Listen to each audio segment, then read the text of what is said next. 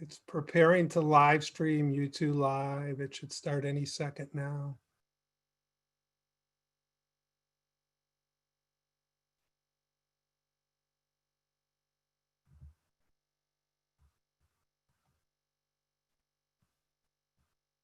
Okay, YouTube Live is working. Are all board members here? I know we had, for the audience, we had our closed session ran a little late, so people are just taking a little more time. Who are we missing? Peter, Bob, we're missing Linda and Greg, right?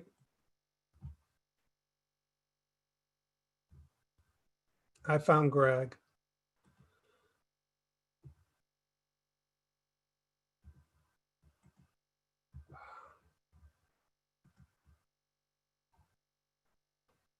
People are coming in too fast. Oh, did someone put Linda in? Hi. I don't know where I am. Yeah, you're there. Oh, where? You're in the board meeting. I don't see myself. Well, you got to turn on your camera. Oh, I thought my camera was, oh, I don't see my camera. Where the heck is it? Are you sure? You're there. Who is Cheryl Watkins? No, I'm not in the right, somehow I'm not where I belong. Yeah, I see you right here. Do you see Linda, Greg? Yep, I do. I don't see myself. She just has her picture. Yeah, you don't see your picture up top somewhere? No. You're there though. Do you see the Well, rest that's of us? encouraging.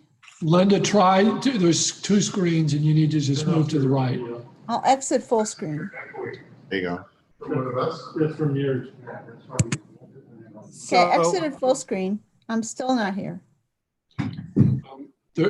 Often you'll see, if you've got everybody up, Linda, you may need to move the arrow to the far right side and there's a number 1 of 2 and then just go to 2 of 2 and then you're there. Okay, you know what I'm going to do, Linda? I'm going to unpromote you and re-promote you. Maybe that will do it, okay? Yeah, because it's weird.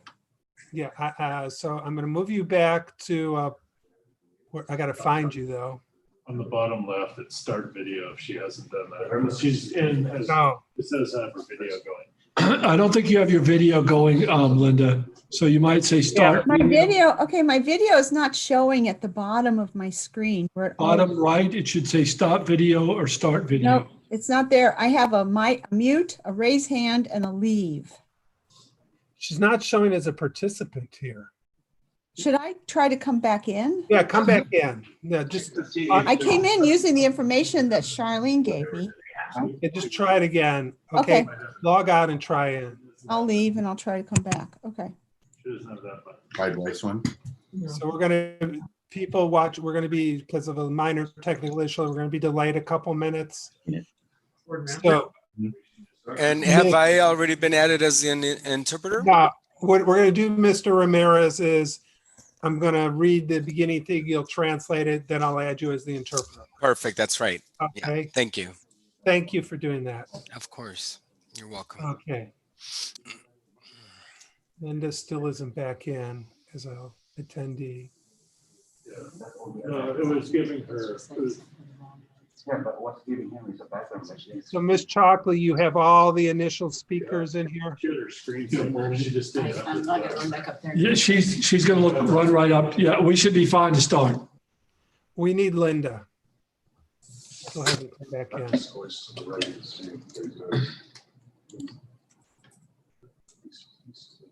I'm looking for Linda.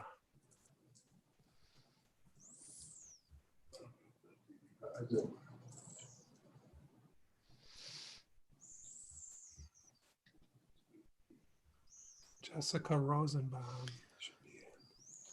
There's Linda. You've got her. LL. I see her.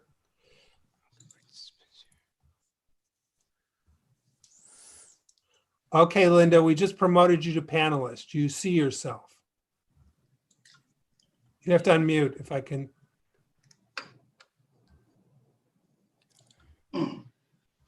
Yes, you're there. Linda, I see you. Linda? Yes. Everything's good? Yep. Okay, I'm sorry for the short delay, everyone. I am going to as I call this meeting to order, I'm going to first read something. This meeting's also available on YouTube Live. I'm going to read something about how the meeting's conducted. Mr. Ramirez is going to translate that, and then we will begin the Spanish translation. This is a public meeting of the San Mateo Union High School District Board of Trustees. If you wish to make a comment about an agenda item or during the public comment section at the beginning of the agenda, please send an email to comments@smuhsd.org. That's comments@smuhsd.org with your name, email address, and Zoom name if different, an item under which you would like to comment. We've already received about 7 or 8, and we have those. If you want to add yourself to the list, please email comments@smuhsd.org as soon as possible. The board president will call on you. Please note, comments are limited to 3 minutes.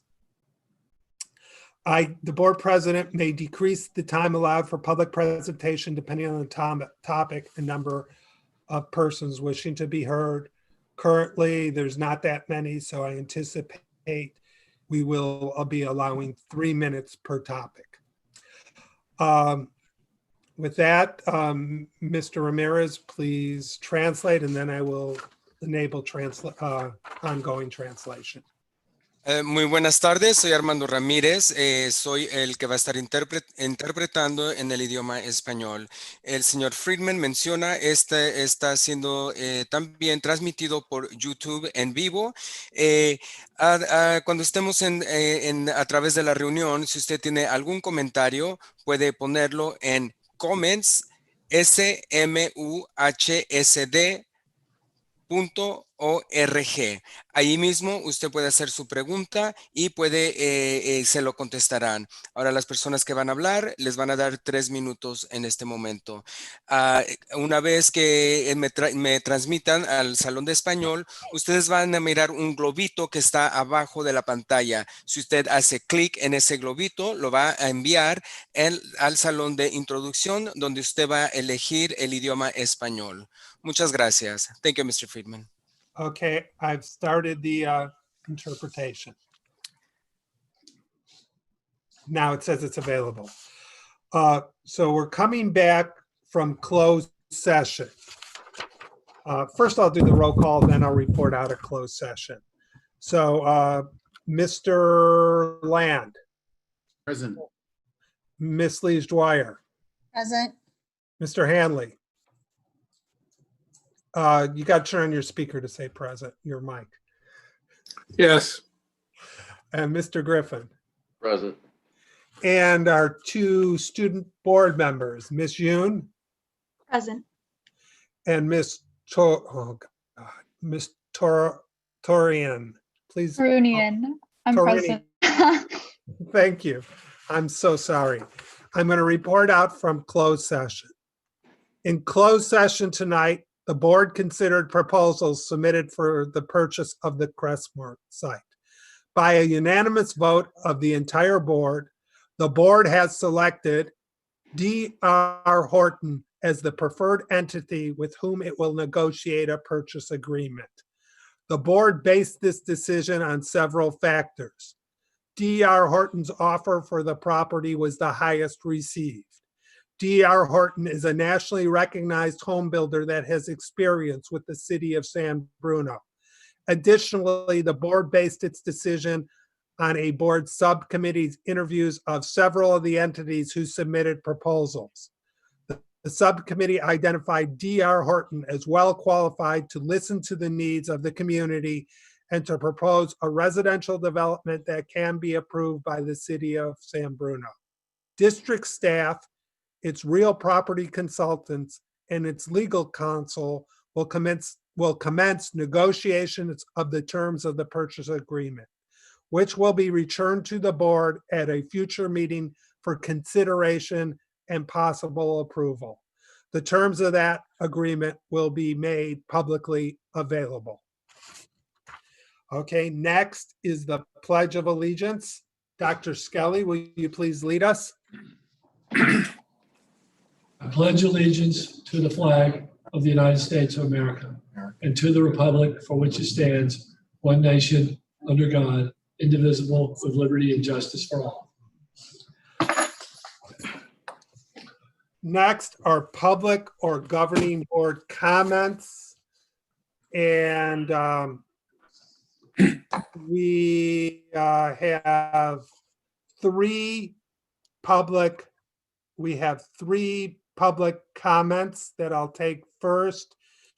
Anya, have we promoted all these people? Anya Huya, yes, you're there. You have 3 minutes. You can see it under the MHS Vikings. The clock will start when you begin to speak.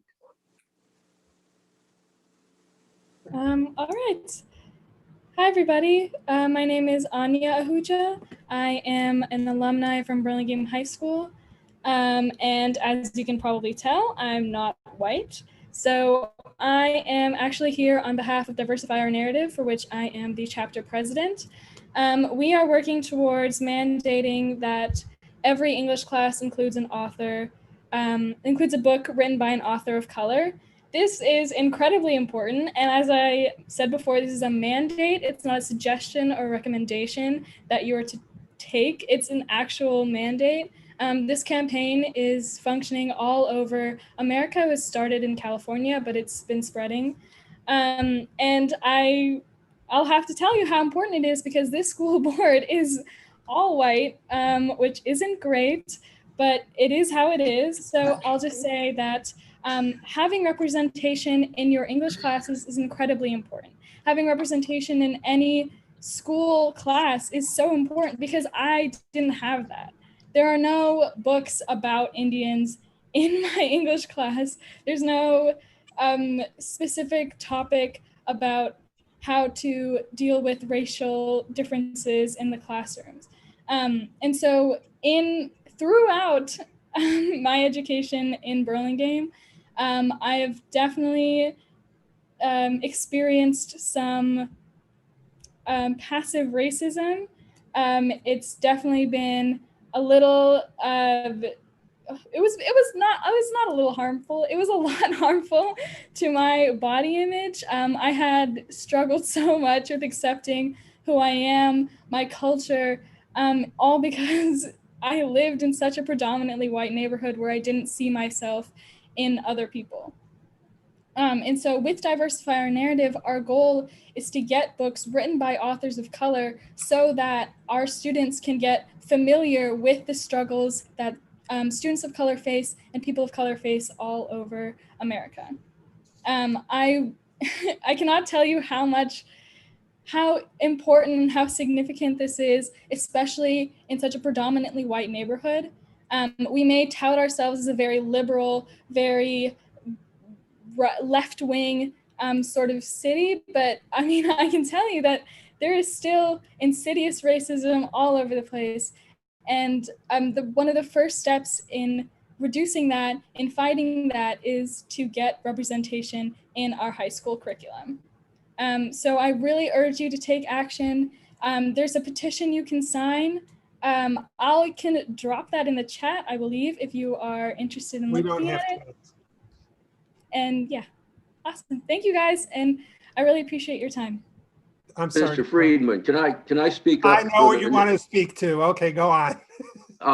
Two of us. Anya, I am African American, and I got an African American family born here.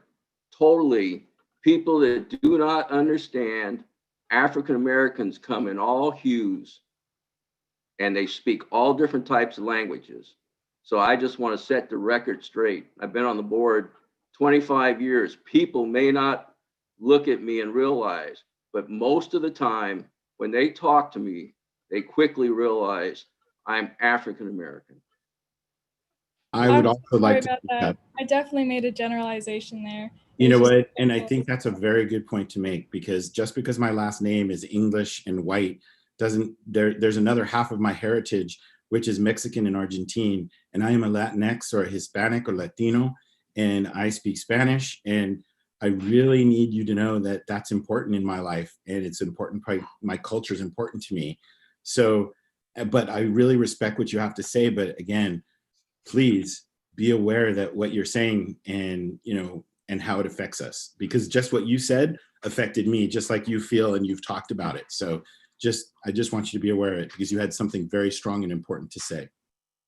For sure. And I Thank do you so much. appreciate, I do appreciate your comments, and I just wanted to set the record straight. I know it takes a lot of guts to come before a board and speak to a large number of people, but I couldn't let that pass.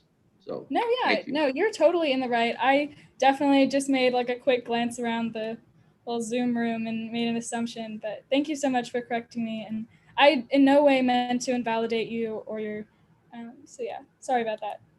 Thank you.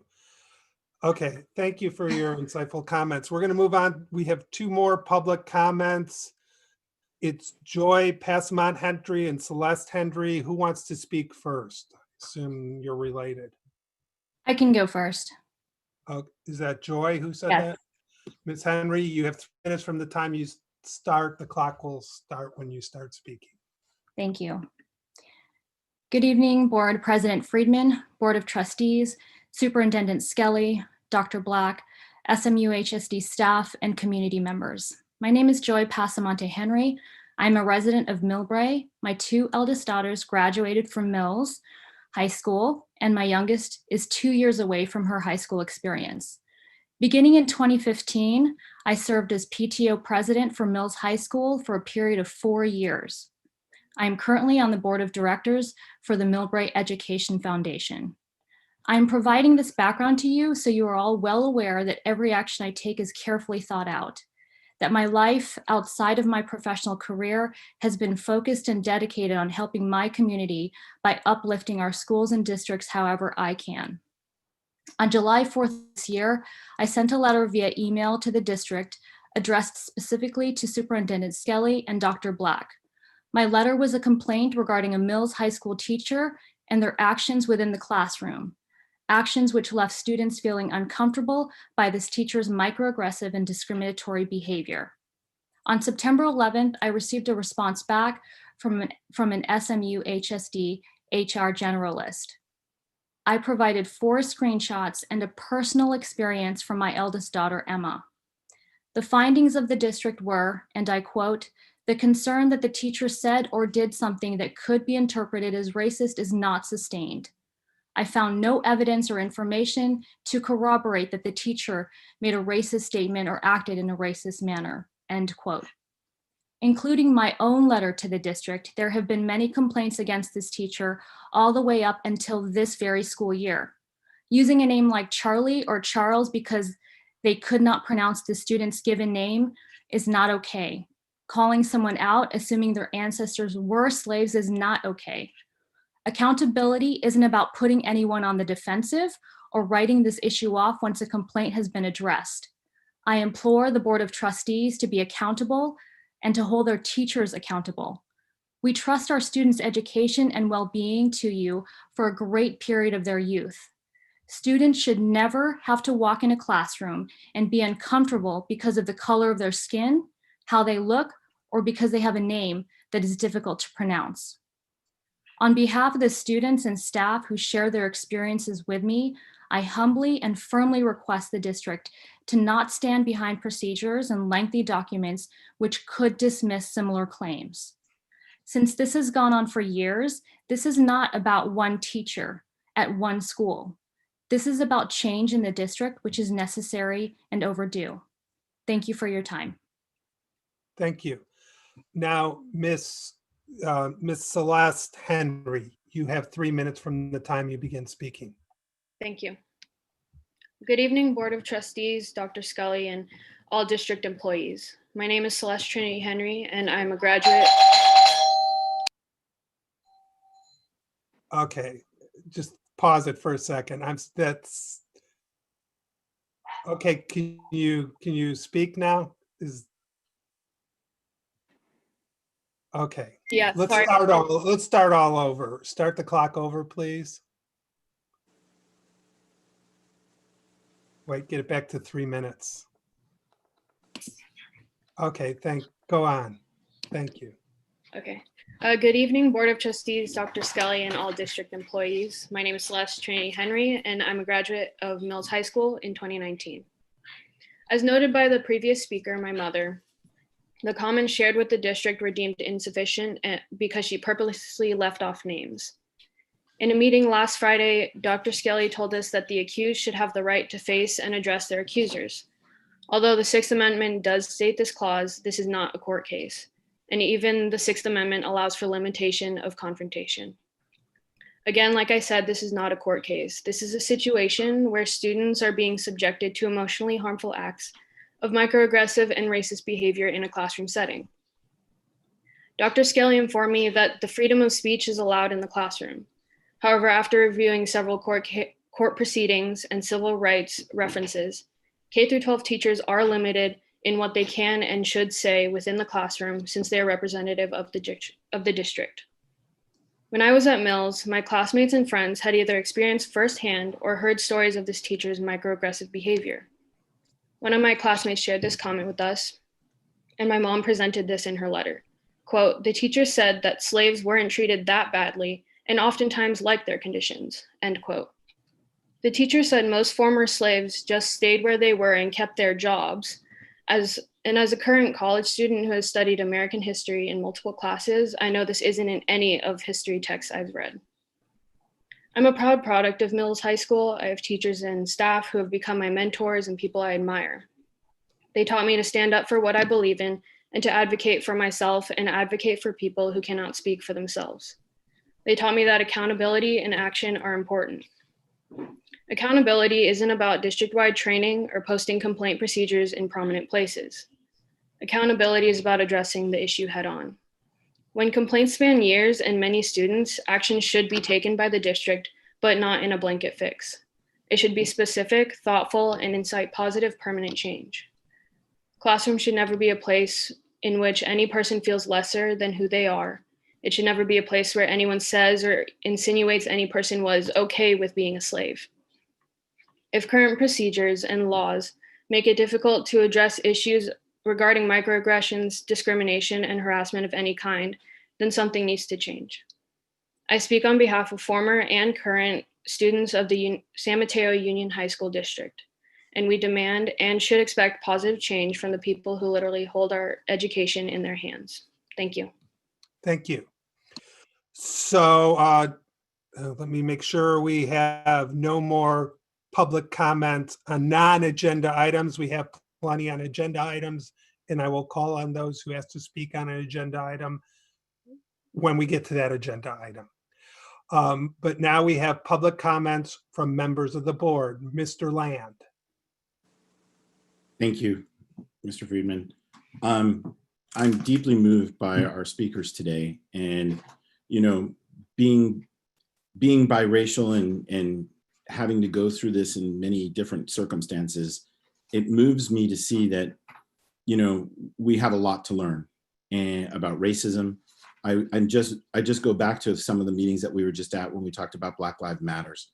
It's about institutional racism. It's about changing the system. It's about making radical change that needs to happen within our educational system. I've always felt in being in the educational system as a teacher, as a principal, administrator, and now a board member, that we need to keep making changes that work towards the good for all of us. And I really feel in these instances, Anya, I'm sorry I had to correct you, but I'm really proud that you brought up what you did. And yes, we definitely need to have a diversity of authors and books that are being read in our schools. So I am behind that 100%. I do believe that when things like this come up, it needs to be looked at carefully. In the instance that Miss Henry and Miss Henry and Miss Henry brought up, and I think it's important to really explore this and understand why. I'm very proud of the work that we're trying to do as a district, as a board. We've had really promoted this idea of equity and numerous times said we need to keep pushing for this and changing things on many matters, whether it's ethnic studies, whether it's how we approach our resources and where our resources go. But we need to do more. And just from this experience, I acknowledge that it still needs to keep going. So I want to thank the speakers for what they did and what they said and what they brought to our attention. I think there's much more work to do, and I'm here to keep doing that. So thank you. Thank you. Ms. Lees Dwyers. I don't know what to say, actually. There's some great literature by people of Indian ancestry, by people of Hispanic ancestry, by people of all Black ancestry. There's great literature out there. And I have bookcases filled with books written by so many people from so many different backgrounds, because I am very interested in culture and where we all come from and how we all fit. And I think that as a public school, we have to be set. We need to realize everyone comes from their own culture, their own religion, their own, where they are from, where their history is. And I think everyone should be encouraged to bring their history with them and to share it. And I think the more diversity and the more focus we have on allowing people to share who they are and where they come from is so important, particularly in this time where we have so much anger and unnecessary things going on in our country. The murder of young people for no reason, any people for no reason. Just there's a whole lot of change that we need to make. And then of course we have COVID on top of that, fires. These are very difficult times. And if we can all develop an appreciation for each other, for every student, every parent, every teacher, everyone who comes into our school, if everyone is treated with respect and valued for who they are, I think we can actually make a difference. And I really see that as a responsibility of public education. So thank you. Thank you, Mr. Hanley. I want to take a few minutes tonight to really encourage everyone to vote. I know that many people are already very motivated to vote, and some may already have. The election period officially began on Monday, October 5th, and I know ballots for everyone, at least in San Mateo County, are already in the mail. If you haven't received one, you'll receive one shortly. This is a critical election. I think it's safe to say democracy is really on the ballot in this election. And I just really want to encourage everyone to take the opportunity to vote. I think voting early is a very good idea. There's lots of opportunities to do that through mail. You can also drop your ballot at election boxes that are around the various places around the county. And there are 3 vote centers that are open, and you can vote in person right now in South San Francisco, up on Tower Road at the elections office, and down in Redwood City at County Center, 555 County Center. So please take advantage of the opportunities to vote, and I think it's a very good idea to vote early. Thank you. Mr. Griffin. Okay, well, thank you.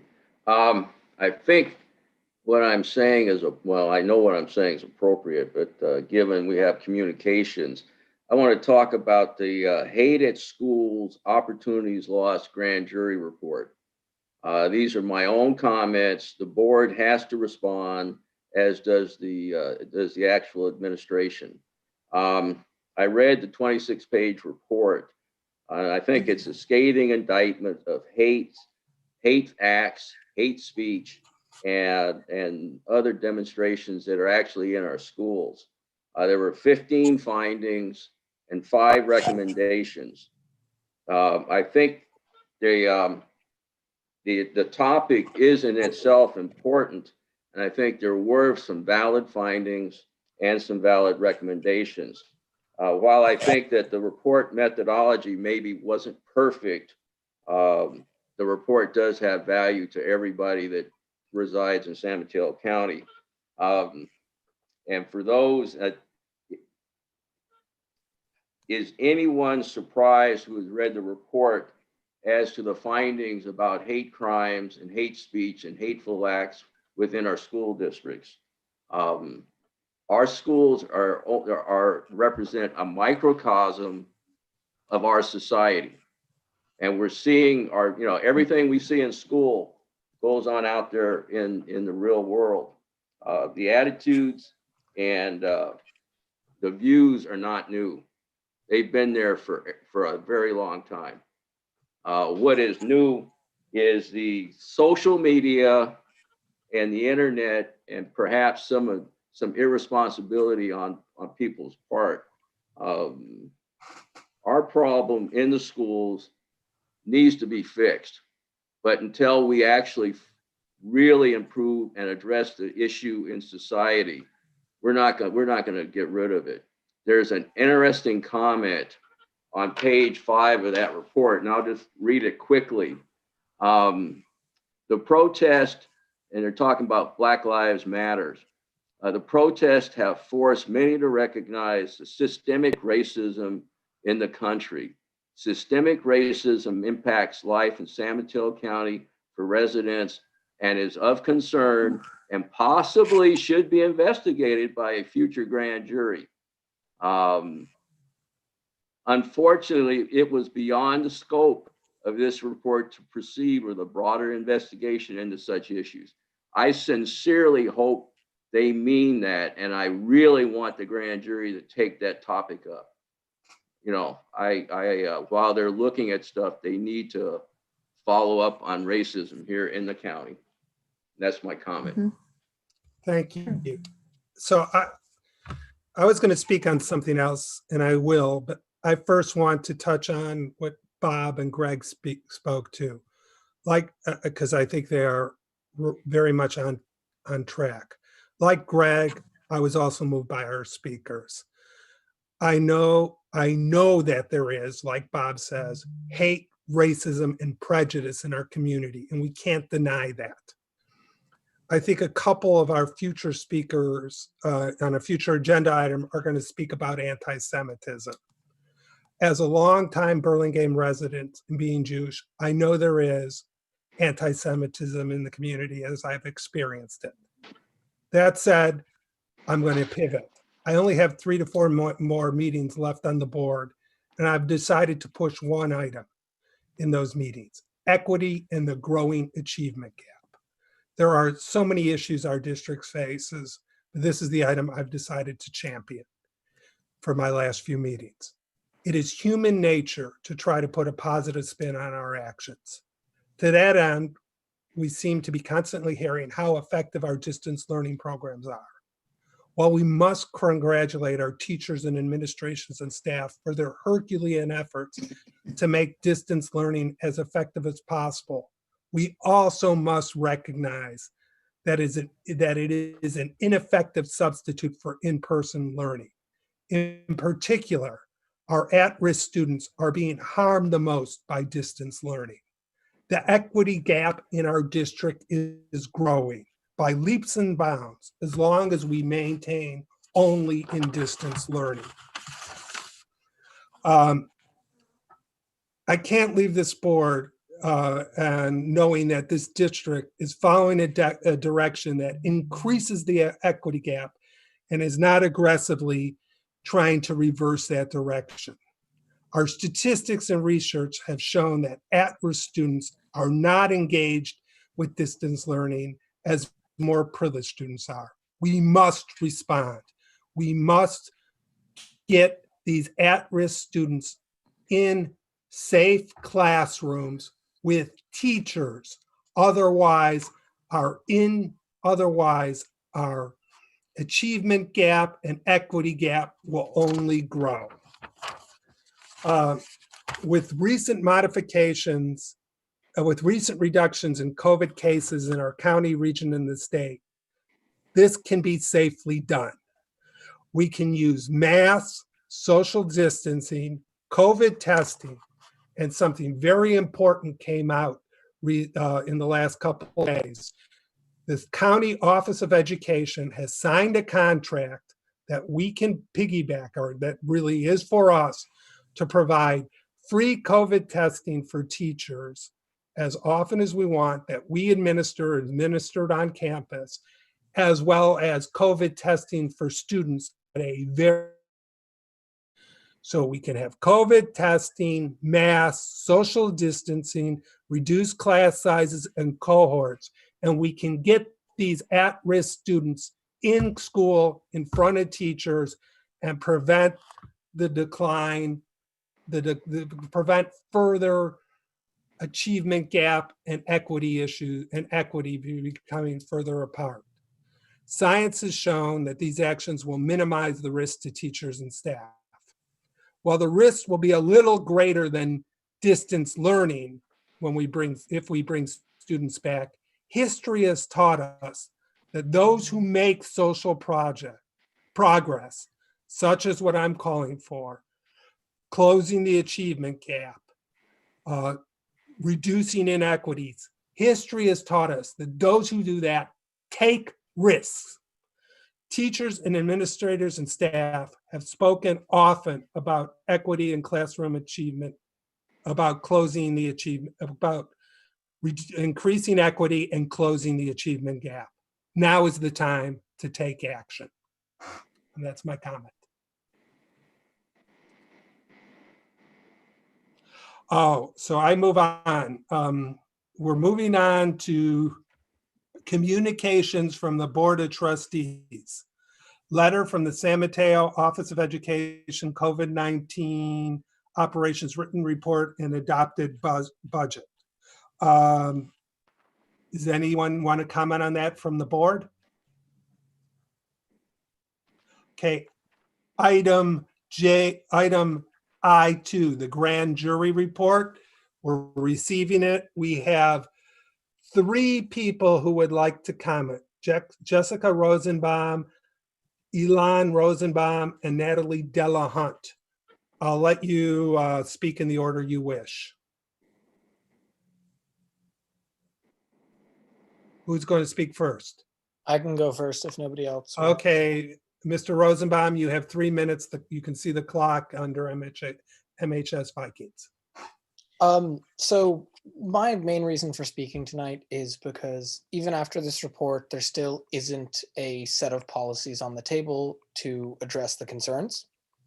I know there will be at some point, but there are a few things that I want to make sure get on there, because as somebody who's experienced this hate, and my event was in that report, I was interviewed for that report, and that whole situation affected me quite a bit. I want to make sure that doesn't happen to more kids. And earlier it was stated that, we can't solve racism in our community, but I believe that not trying to and not instituting sweeping changes to our school system is incredibly unfair and hurtful to every single student. Even if we can't solve everything, we need to try. What I really want to see is a written policy that is at least as detailed as the tardy policy on hate speech and hate crimes. Because when I got hate crimed, there was no plan of action. My PE teacher didn't even want me to take a picture of it because he was worried he might get in trouble for letting me do that. Everything that happened afterwards was a mess. My mom wasn't even immediately informed. I think she found out from me. And I want to make sure that doesn't happen again, because with the way things are going, I don't think that these hate crimes are going to stop. In order to stop them, I also really want to see a third-party organization brought in to try and change this culture at our schools. And on top of that, have professional development for the teachers so they know how to handle this situation. Because it's unfair to institute policies and just assume teachers know how to handle the situation. Not all of them are prepared for that. And that's fair. They weren't trained to deal with hate speech. Like, a lot of teachers might let it go or might hear it and pretend not to hear because they don't really know how to deal with it. And those are just the main things I wanted to say. I want to make sure that when policies are brought up based on those recommendations, that those 4 things are mentioned and get into the policy. Thank you for your time. Thank you. Miss Rosenbaum, do you want to speak or you want Miss Delahunt to come in? I'll follow my son. I'm pretty impressed by that, I gotta say. Okay. You have 3 minutes from the time you start speaking. So I'm Elon's mom, the one who got the call from the then 15-year-old who arrived at PE only to find his locker had been broken into with a swastika and the word fag written across it. Thankfully, Elon wasn't physically harmed, and his emotional resilience and physical strength meant he wasn't afraid, but his friends were afraid, and he was offended. Those sentiments motivated and empowered him to effect change. We watched and supported him as he tried time and again for months to get a school-wide response from the administration. He got stalling and insistence that it was an isolated event and no systemic response was appropriate. The grand jury disagreed. They found that the school leadership in our county has not taken adequate steps to keep students safe from hate crimes in our schools. But the immediate responses to the report issued by Dr. Skelly and Principal Belzer were inadequate. Their lack of ownership for their errors, coupled with their choice not to name the hate, and our earlier speakers spoke about this, anti-Semitism, homophobia, racism. That's a failure in leadership. Without naming the hatred, the student and staff can't be educated and they can't stop it. Our schools have put blinders on about these issues for years. In 2018, the FBI identified K-12 schools and colleges as the 3rd most likely location for hate crimes to occur. But our county high schools weren't paying attention. Our county is not immune from hate crimes. Our institutions just avoid acknowledging and reporting them. The grand jury report revealed that an administrative staff member of BHS actually claimed that Elon, the one who just spoke, may have defaced his own locker. What kind of educator is that? And how does that suggestion reflect Principal Belzer's comment that the school community was, quote, far more empathetic and stronger in denouncing these acts at the time?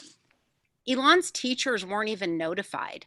They were horrified when I notified them because they hadn't been able to provide the empathy, compassion, and support that they would have, but they had no idea it was his locker that had been vandalized.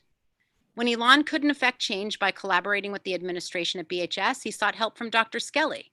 Dr. Skelly's insistence that each and every staff member in our district shares the grand jury's sense of urgency doesn't comport with his refusal to support Elon's request for help from a third party, an anti-hate curriculum implemented, or as he just said, at the very least, a policy and consequences for hate speech that's comparable to the policies for tardies. The county's parents and elected representatives should accept nothing short of full implementation of the grand jury recommendations. It's crucial that this board, the public, and the courts monitor the implementation. Not measuring something doesn't mean it's not happening.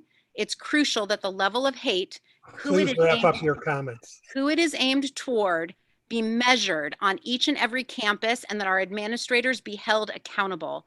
Hate crimes are never isolated incidents. They occur in environments where they are tolerated, and they impact broad groups of students and create an unsafe learning environment for all of them. Name the hate, count the hate crimes, and stop them. Thank you. Thank you.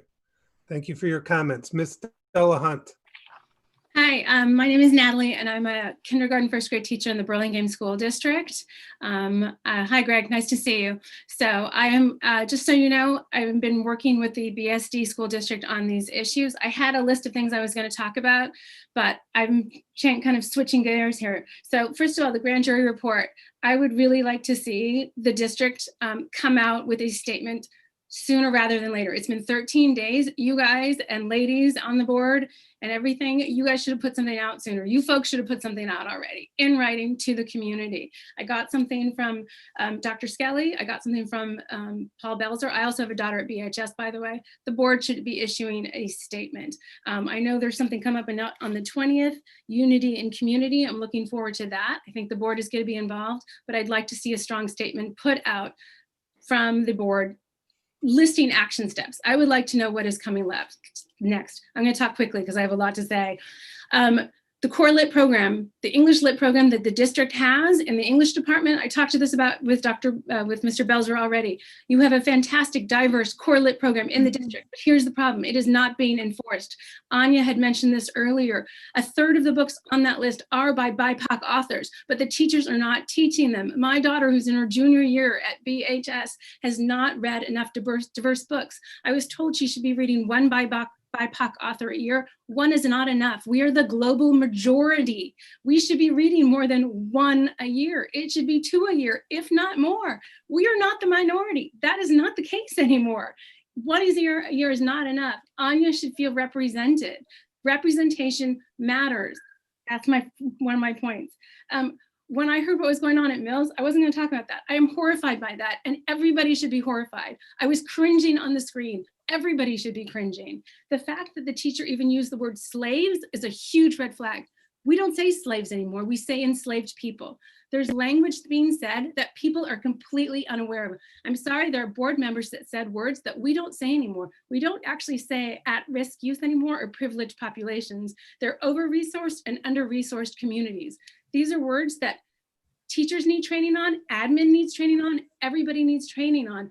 Everybody needs anti-bias, anti-racist education. The teachers at BHS, and quite frankly, all through the district, upper, lower, everybody needs anti-bias, anti-racist education training, and they're not getting it. The teachers who Mr. Rosenbaum dealt with at BHS, they did not know how to deal with the situation, and it caused a series of rents. It never should have gotten to that point. It should have been dealt with in such a different way. I mean, first of all, the reason it happened is a community problem. But then when it did happen and we found out who did it or how it was solved, it should be met with action steps of how the child who committed the crime was punished. But quite frankly, it should have been met with education. Please wrap up your comments. Yeah, I'm going to take up space here. I feel like I'm tired of being told not to take up space. No, we have, you can please wrap up your comments. All right. We have a lot of people who need to be heard. It's a board meeting. We allow 3 minutes. I'll just mark this down. I'll be back next month with. You're welcome to come back, and we'd like to hear from you. Greg, if you know, I'll be back.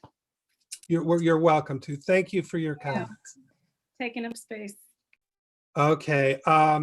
Next is Mr. Nelson wanted to speak on this item. 3 minutes from the time you start speaking. Muted, Kevin. You're muted. There you go. Still muted.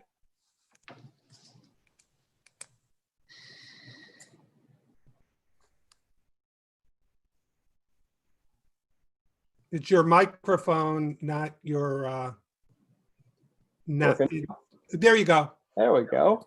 All right. Well, it's nice there's other people who are leading off on this. And I'm probably the last person that you want commenting on this, but the board, you guys don't know where this is coming from. You've known for a while, and that's a problem. There's a firewall of information between the administration and the board, and the information is not going to the board. It's blocked. And I'm listening to a bunch of other parents tonight talking about these things. It's been going on for a while. That the earlier parent who got an investigation response, which they were just basically displaced, is standard operating procedure. It's unfortunate, but it's gone. Many of you know I've taught in the district for 30 years, but I was a parent of a disabled student at Burlingame High School who was targeted and harassed by his teachers to such an extent that he had to leave school. The people sitting up there right now are well-versed in what happened. And so it took a grand jury report, which, if I recall, when I was being involuntarily transferred out of Burlingame because I took a stand for these things, the fear was, if the grand jury looks at this, well, now they are.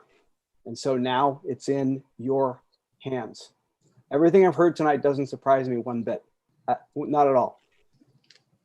When I fought back and asked for information, I was told didn't happen, doesn't exist. Okay.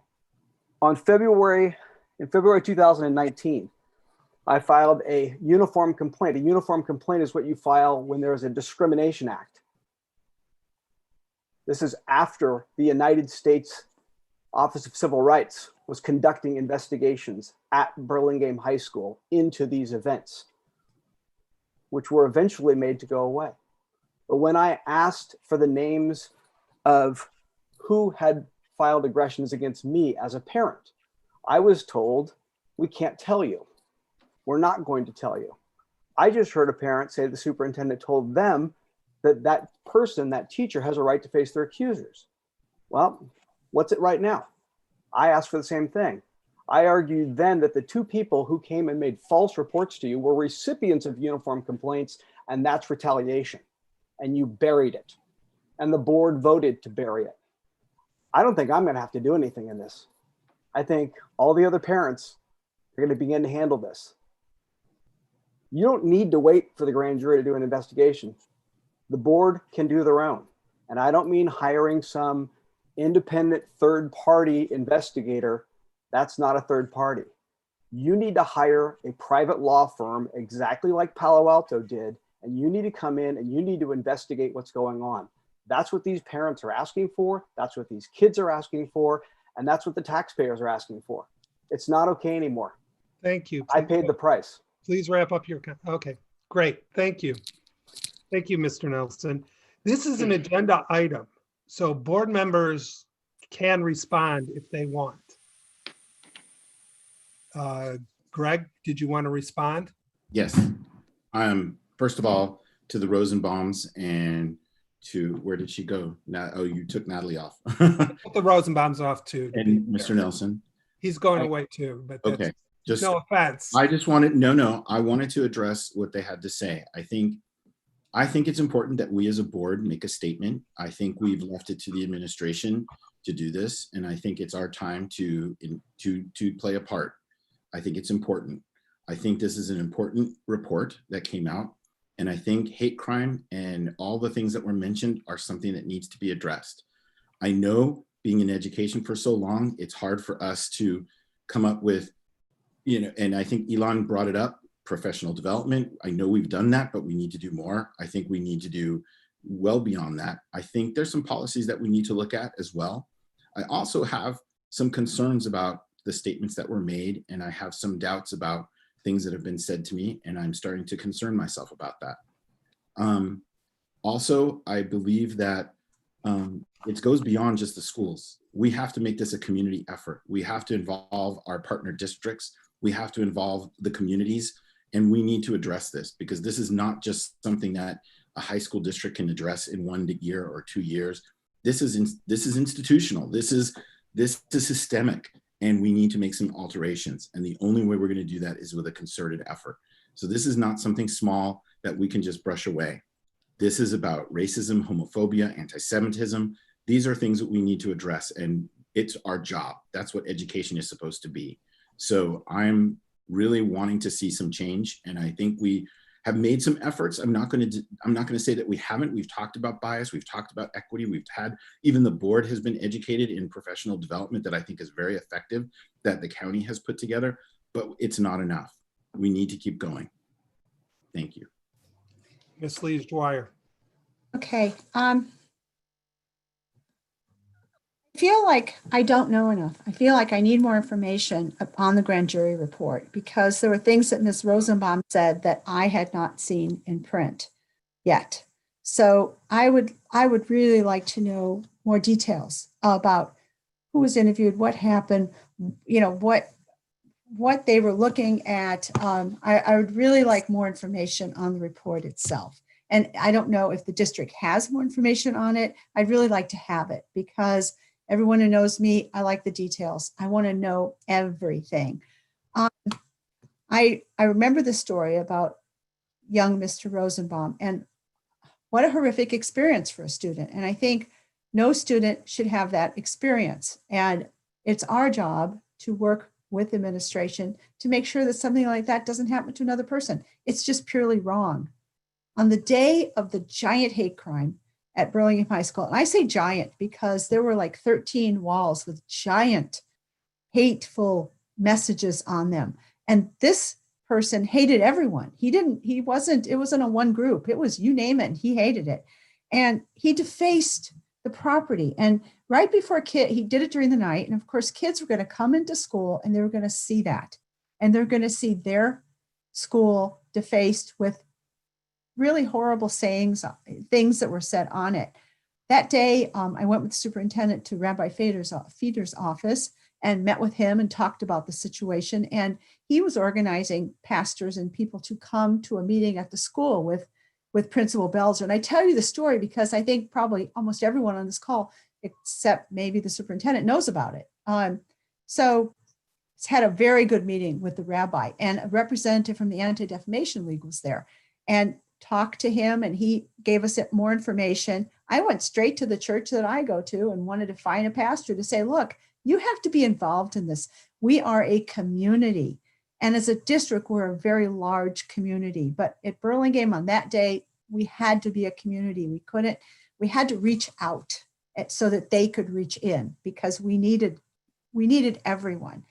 So a meeting was held at the school and under the leadership of Principal Belzer, and the anti-defamation gentleman came and gave an incredible talk to the teachers and staff, the pastors, the rabbi. They were all there from the churches in the community because they wanted the teachers and the staff to realize that this is a community problem and they wanted to be part of helping us solve it.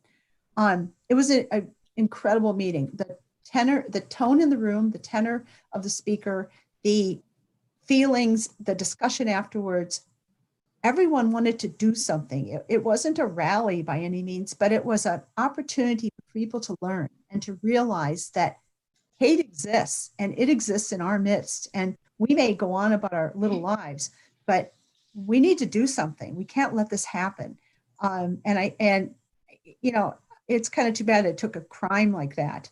But at the same time, it brought people together in a new way. And I think they were really, really ready to say, what can I do as an individual to fight this? Someone earlier said representation matters. And we're all representatives. And I think, we are elected. Everyone on this call, everyone in our district is a representative of families as they go forward. And we need to take the grand jury report incredibly serious. We need to embrace it. We need to understand it. We need to move forward with it. A couple of years ago, I went to a class on bias, and it was given by an African-American gentleman, and he did an amazing job. And it was the last session of conference that I went to. And usually on Friday, the last session, people are checking out. Everyone who's in that room, no one left. And because I think I learned so much about myself, and I learned about how others see people, how I see people, how they see me. So much came out of that. I came back and I immediately called the superintendent. We need bias training, because the class I went to, it really caused me to think and to reassess who I am and what I do. And so we did have bias training for the board, and other school boards joined us, and we did that. And I know there's been more bias training within the district since that time.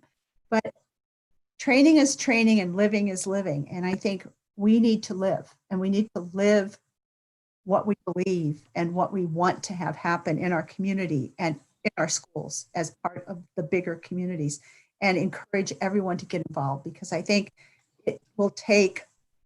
we need to do everything that we can do and encourage others to join us as we move forward.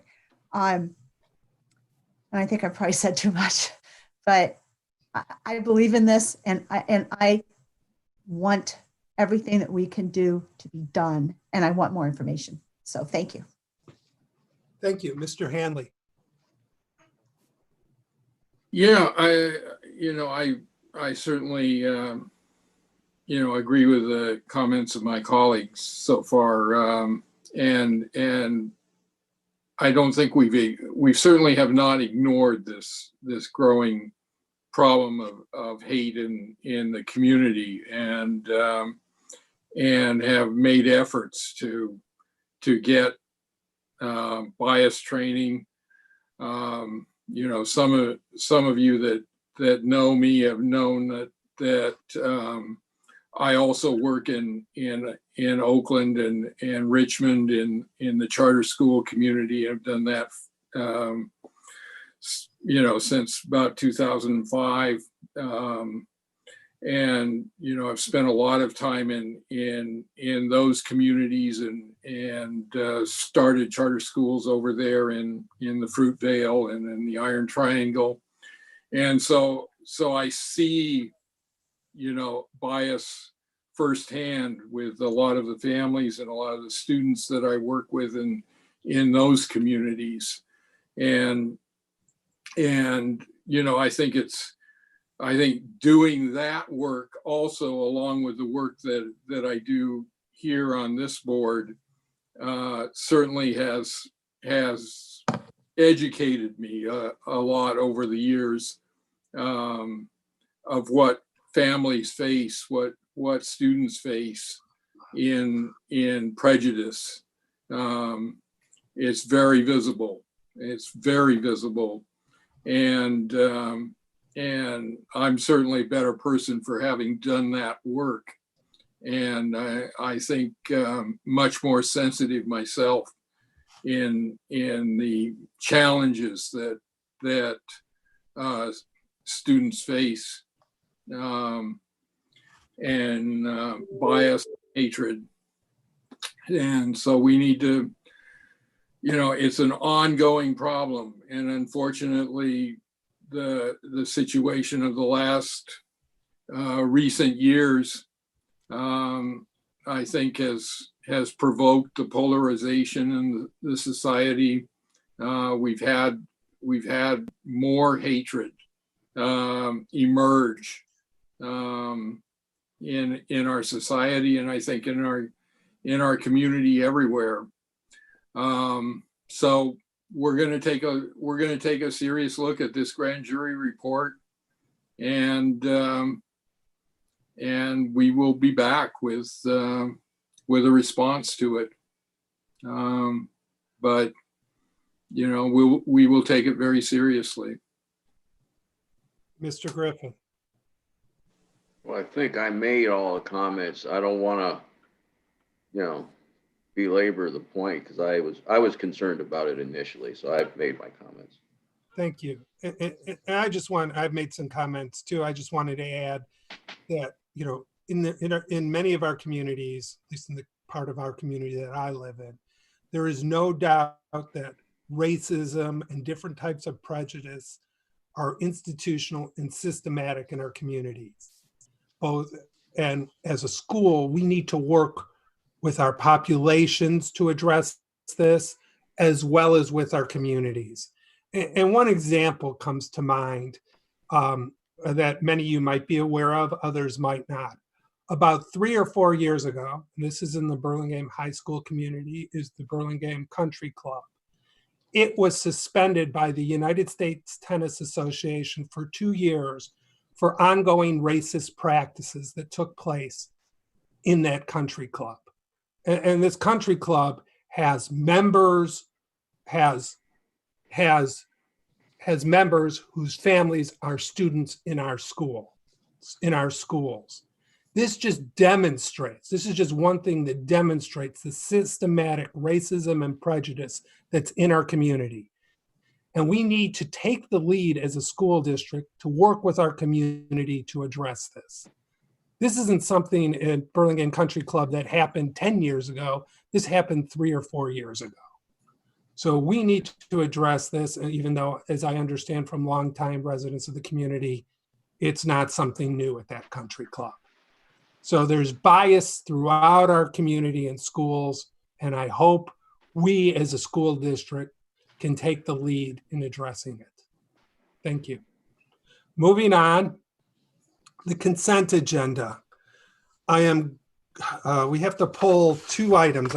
We have to pull contracts And a gentleman wanted to speak about item J7. Okay. And if anyone wants to pull any other items, let me know. Yes. I think that I'm not sure that the document that I wanted pulled is on contracts. Well, it could be down under the spreadsheet if it's under the contracts. On the special ed spreadsheet. Which item? It is J8. J8. Is it J8? J8. So we're pulling J7 and J8. Okay, J8. Thank you. Do I hear a motion to approve the rest, or does anyone want to So pull? moved. Second. So moved by Ms. Lee Dwyer, second by Mr. Land. Sorry, Mr. Hanley. Mr. Land, how do you vote? Yes. Ms. Lee Dwyer, Yes. Mr. Hanley, Yes. Mr. Griffin, Yes. and I vote yes. The motion carries 5-0. Item J7 is the request approval agreement between San Mateo Union High School District and Comcast Cable to participate in the Internet Essentials Partnership Program. Is Mr. Kazan? You have Hello. 3 minutes. Thank you for having me. My name is Steve Kazan. I'm a parent or former parent of a student who graduated from Aragon, moved on to college. Now he's in his senior year at University of Wisconsin. I was asked to look at a problem, a technical problem. I'm a technologist. I've worked in technology for 30 years probably. And that problem was connectivity. That problem was communication. That problem was safety of your students. It was finding a way to provide internet access, which includes Zoom access like we're on right now, so that teachers would have a chance to speak face-to-face with their students. The students would have a chance to speak face-to-face with their classmates, and students could learn, they could communicate, and teachers would have the ability to see that the students were okay. Now, the vast majority of your students do have connectivity, they do have access, they are able to participate in class. But for a subset that does not, we are going to focus very specifically on individuals in each school and try to make sure that if they don't have access to connectivity, we can get it for them. The proposal is to form a relationship, a partnership with Comcast. Comcast has a special rate that's in the agenda, a discounted rate for households that meet qualifications. And the idea is we get support from Comcast, we get connectivity from Comcast, and then the students are able to participate in their classes.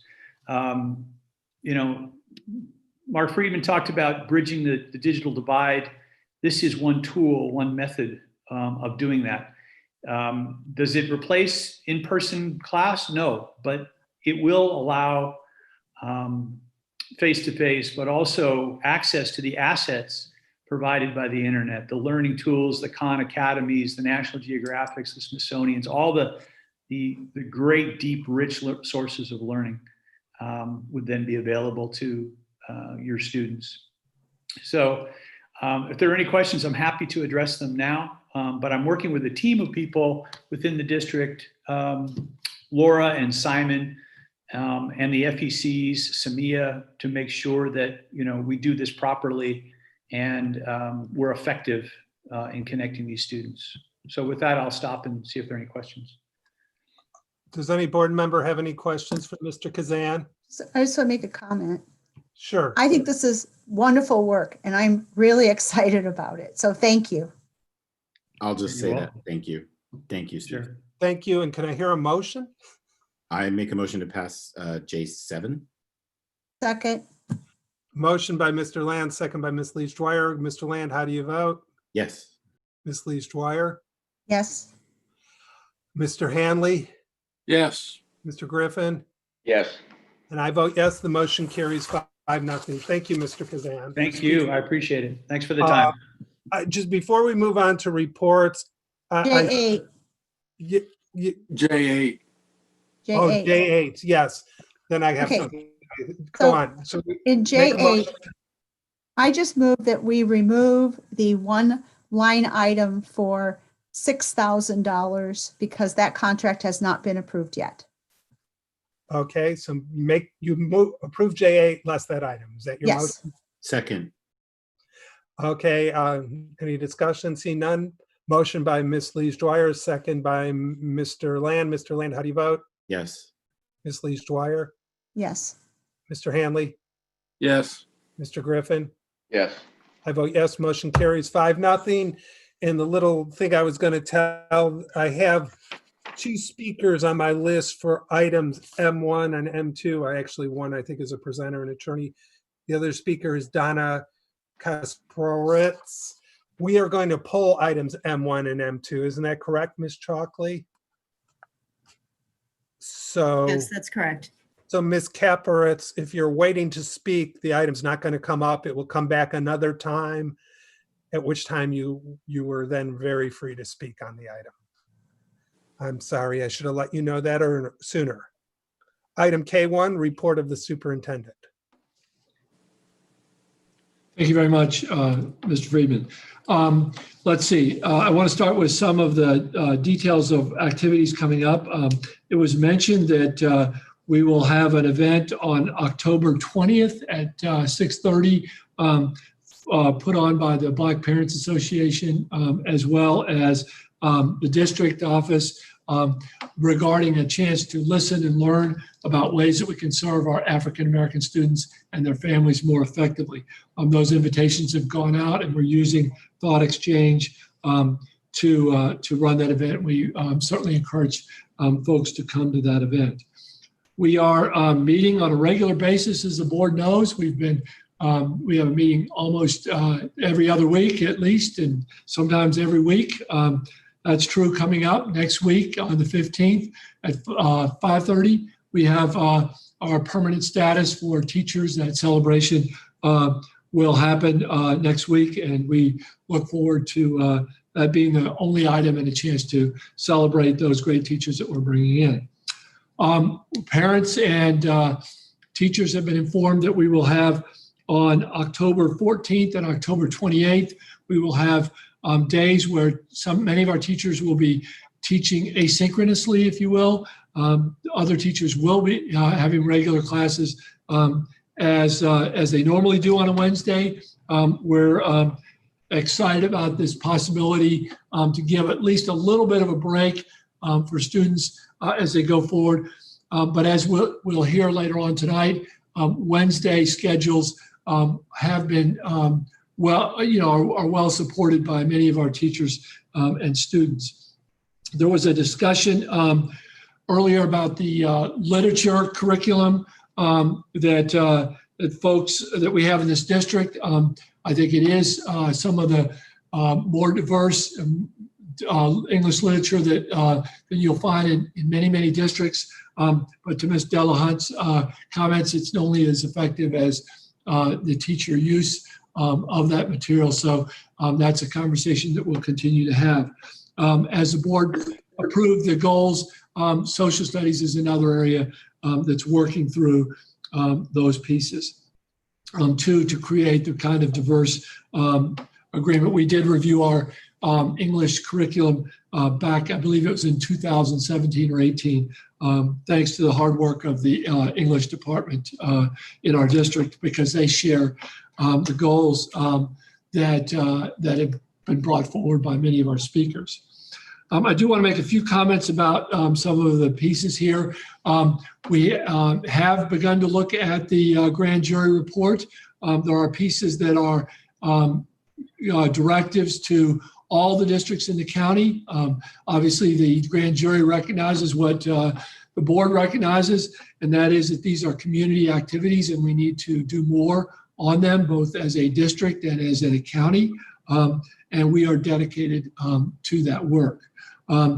I have been in many districts, such as the life of a superintendent, and I have never been in a community as dedicated to the cause of social justice and anti-racism and those pieces than I find this district at this point in its history. We never do enough. you may be doing more than other places, but and we may be doing more, but there's so much more to do, and the times that we live in demand even more work, and yet we're hampered by the coronavirus and the challenges that it presents to bring people together in meaningful ways to address the way that we act as a community. We have great staff here who are dedicated to that. They want this training. They care about it. They want to provide students, and I think it's it should be expected that people come to this board at this time to bring their concerns about where we are as a society, not just because those things are happening here, but because they're happening all over the country, and people see the 4 years that kids spend in high school as some of the most formative and important years in kids' lives, where they're shaped by the activities that go there. So we're always disappointed when these things happen, but that's why we do the work, because they are present in our community, and they're things that we have to get after. So I know that you will expect us to come back on these items, and we look forward to the opportunity to do so. Thank you. Next is item K2, report of the student board members. Which one of you wants to speak first? Have you worked it out? Ms. Young, Ms. Turanian? I can speak first. First Okay. of all, I'd like to thank the board members for the opportunity to speak. I feel privileged to have this position. I'd like to comment on some of the remarks made earlier about hate crimes and overall toxic culture within the school district. And I can't speak for students at Burlingame, but for Aragon personally, although it may not be as overt, racism, homophobia, sexism, those are all underlying themes that we need to address, as you guys are very conscious about. Also, as a senior, a lot of seniors are feeling lost and navigating the already very stressful and dynamic college application process, and that kind of offset by the whole distance learning environment that's making it extra challenging to address those needs. We also have a steep learning curve in distance learning, which you guys are aware of, but we feel as though the pacing of the classes flip-flop. It's not constant, and that contributes to extra stress. So teachers right now are trying to figure out how to pace their classes. Yeah, so just running themes of difficulty in being productive while staring at the screen all day. Engagement with other students is low. So those are all things that we're gonna need to address during the duration of distance learning. Thank you. Ms. Yan. Hello, I'd also like to say thank you to all the district members here and all the board members. I'd like to agree with what Anush said earlier about how our students are needing to find ways to stay motivated. And I also want to build upon what was said previously about the racism in our school district. So I am a student at Burlingame High School, and although I haven't been there for all of the incidents that were mentioned in the Daily Journal report, I have been there for a few of them, or for some of them. And I would like to say, as a student in our Burlingame leadership program, I know that our leadership program is working towards building more community and inclusivity and diversity throughout our school, but of course it hasn't been enough yet. We are making strides, and I know that our school, in addition to a lot of the other schools in our district, are implementing new commissions within their leadership and ASB programs that are specifically directed at diversity and inclusivity. And I would like to say that we are working to improve this and hopefully work with the district to make it better. Obviously, it won't be completely enough within a short period of time, but we will definitely make strides towards it. And I also want to report that a lot of our schools have been working to increase mental health within our students, and also have been working with our wellness counselors. A lot of our schools have been having wellness weeks just to boost student motivation and productivity. So yeah. Okay, thank you. You two are free to stay for the whole meeting, or if you have homework, you're free to leave. And when we get to the items like return to school report, you're free to comment as board members at that time if you stay. So we appreciate you being part of the board. And when we get to the key discussion items, if you're still here, you're free to participate. Thank you. Item All right, thank you. K3, report of the District Teachers Association representative, Mr. Childress. Good evening, President Friedman, members of the board, district cabinet. First, as many have, I want to recognize the speakers that have come before. The passion and the importance and the emotion, is evident and clear. I do want to agree with many of the speakers in saying that it's almost never enough, and it's hard to do. It's hard to, in many cases, it's hard to face the opportunity in a meaningful way without some guidance.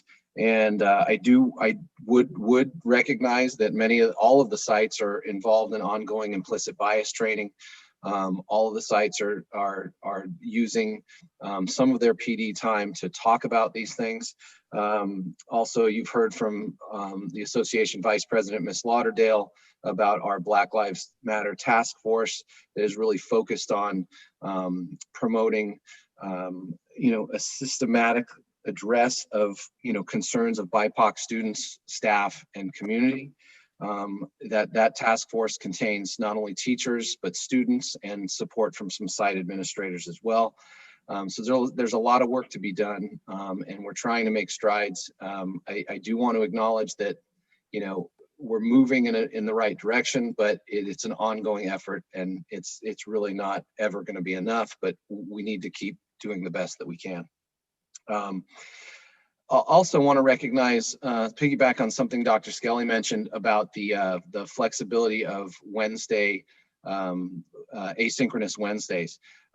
This was something that I think was a small and maybe unique collaboration at the bargaining table recently. We've hit sort of a roadblock on many other issues, but this was something both sides not only came to a good agreement on, but had very similar perspectives on. I think the idea of giving students and teachers I wouldn't say a break or a pass, but a respite from the frantic or frenetic, class after class after class online routine on Wednesdays.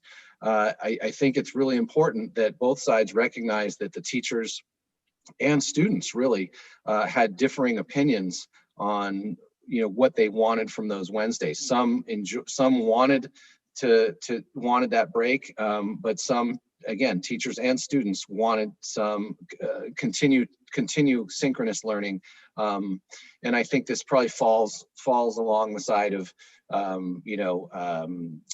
curricular driven courses like AP versus maybe not so regimented courses that could be delivered in an asynchronous way. And I really do appreciate the agreement that we reached in terms of flexibility for teachers, so that there are options for folks going forward. The next thing I want to address is something Mr. Friedman said, and I truly agree, and I think Ms. Turanian mentioned it as well, or at least referred to it, is that distance learning is certainly, I think the words Mr. Friedman used they're not an effective substitute or an ineffective substitute for in-person instruction, and I really want to recognize that from all points of view. Not only from students and student learning, but also teaching and the teaching profession. This is hard and teachers are working very, very hard. You know, it's not unusual to hear teachers talk about 12 and 16-hour days, trying to, as Ms. Turanian put it, you know, figure out how to pace their courses, or how to assess their lessons, or how to move forward. It's very, very challenging. You know, I've had conversations with Dr. Skelly about, you know, just the goals of teaching, and the goal, and you know, why we're in this, why we do this work, and how frustrating it is to not have the ability to, you know, for lack of a better term, get into your groove and really do what you're used to doing.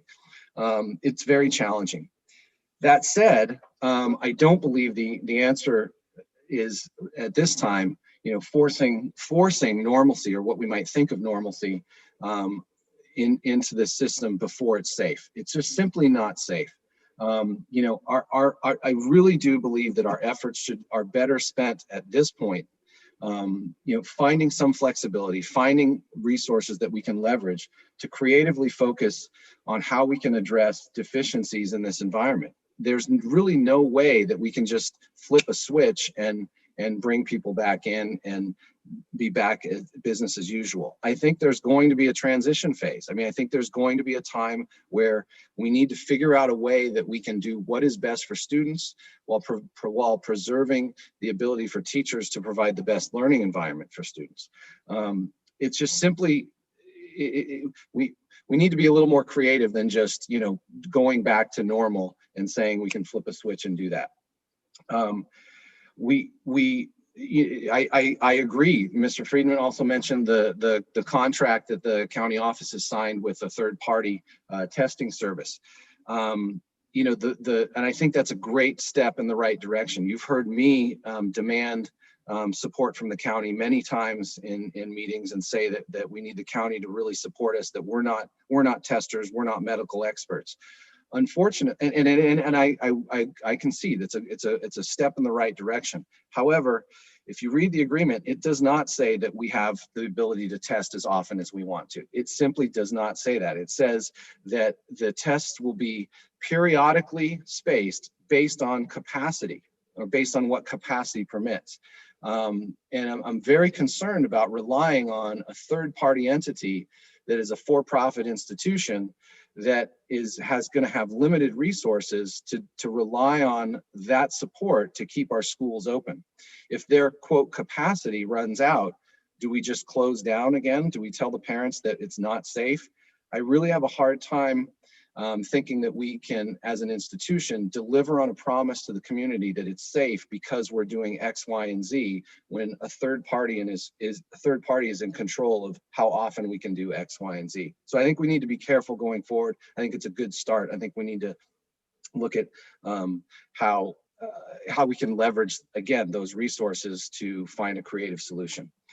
And along those lines, in terms of safety, you know, I'm glad to see that the district has proposed looking at reopening plans. I do want to recognize that in bargaining, and Dr. Black will concur with this, that our team has proposed on at least 3 occasions to talk about a reopening plan, or parameters for reopening, how we can get students back on campus safely, what metrics, what criteria we can address. I just want to make sure that, you know, now that it's in a goal on the district reopening plan to develop a plan, I really want to make sure that we involve the Teachers Association, and that there are working conditions, teaching and learning from the perspective of the teaching unit is considered as we go forward.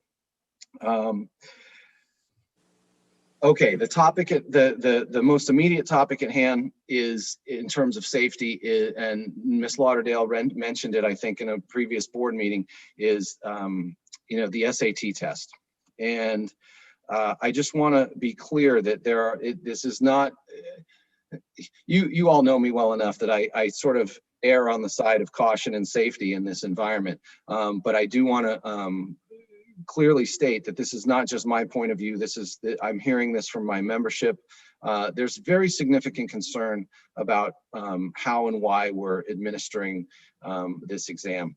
When the CSUs and the UCs are going to be test silent in terms of the SAT, It seems unduly risky to put kids in a situation that may not be safe. We certainly can't guarantee that they're safe, and as Dr. Skelly has mentioned, and I agree, we can never guarantee safety of everyone all the time.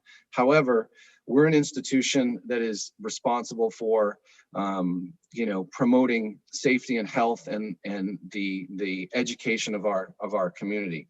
And anything that we do, if there is a risk involved, we need to be very cautious and careful about that.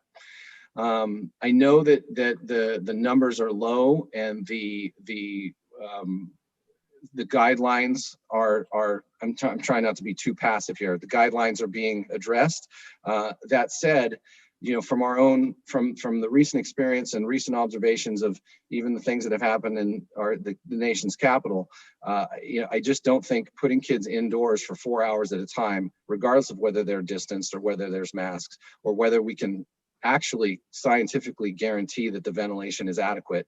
I just want to go on record that the association is concerned about safety, and that we don't believe that it's a safe environment to put students and or proctors in those roles.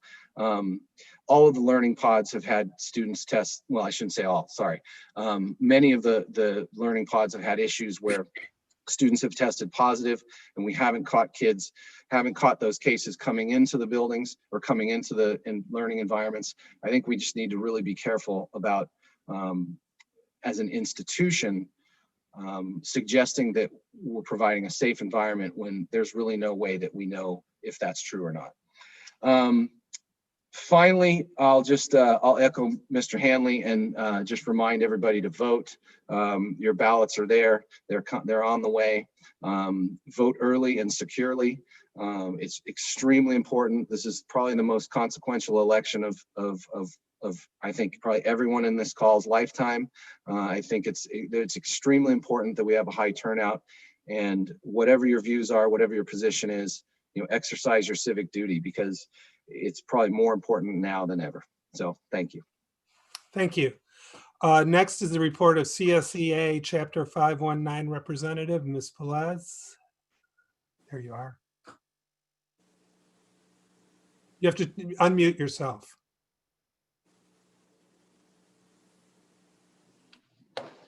There you go. So sorry. It's okay. Good evening, President Friedman, members of the board, Dr. Skelly, and everyone here tonight. Updates regarding our contract and 2 MOUs we are working on with the district. Negotiations for our 2019-2022 contract that we went to impasse over is in the hands of the district. We are hopeful the remaining signatures needed will be completed within the next week. Once signed, we still need final approval from all parties. CSEA has brought the reassignment MOU to our members for a vote that has just been completed. We continue to negotiate our return to work agreement with the district and hope to come to a resolution tomorrow at our meeting. Before we close, we would like to bring up concerns from many classified staff about staying safe while at work.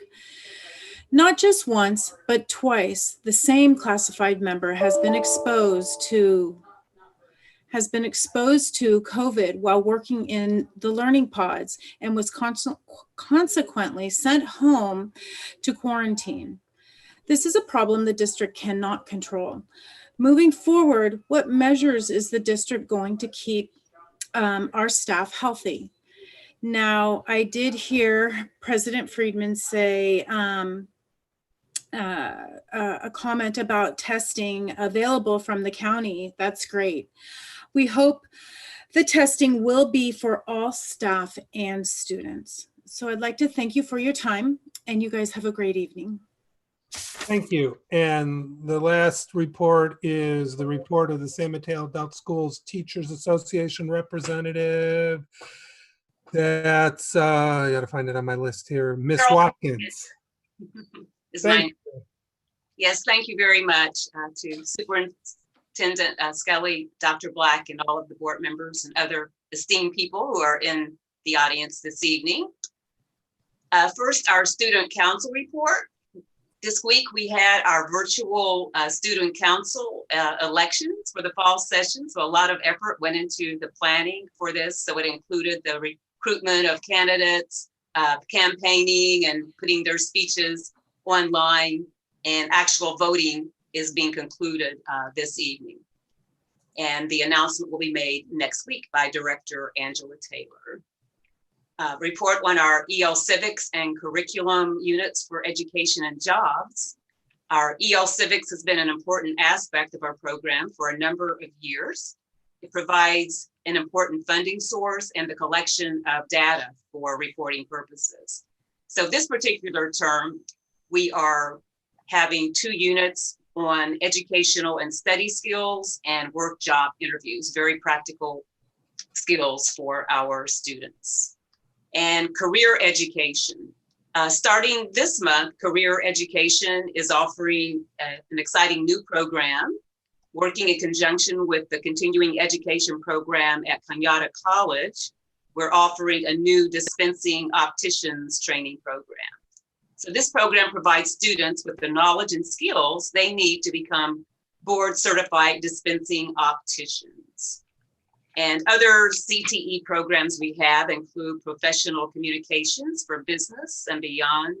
We have a pharmacy technician training program and a clinical medical assistant training program. And additionally, we have ongoing computer skills classes and support for both students and teachers. We're continuing with the distribution of laptop and Chromebooks for those of our students who have the need for those as they arise. And finally, we're going to be starting our CASAS, online CASAS testing next week. So our administrators have been working diligently in implementing the first phase of online CASAS testing, starting with our more advanced level students and working downwards for the other levels. So this particular testing identifies learning gaps as well as achievements and assists our students who are ready to prepare to continue with GED programs or college readiness. So this concludes my report. Thank you for listening. Thank you very much, Ms. Watkins. We're going to move on to item L1. I just want to give the board a little heads up. We only have one special report and appearance item. And then after that, we just have 3 short, what I believe are 3 short items. So this is the only lengthy thing we have left on the agenda. Trying to keep the board focused. For those of you who are watching, the board has been working since 4:45 in closed session on mainly real estate and teacher negotiations with different unions, discussions about those. So we've been here for 4 hours already. We understand what you students with Zoom fatigue have when you go 4 hours straight. With that, we only have to do it every so often. You have to do it every day. With that, I'm going to turn it over to Dr. Skelly, item L1, fall 2020 return to school report. Thank you very much, President Friedman. We're back. This is a regular feature of the board meetings. I want to make sure you got you've got the wrong agenda up.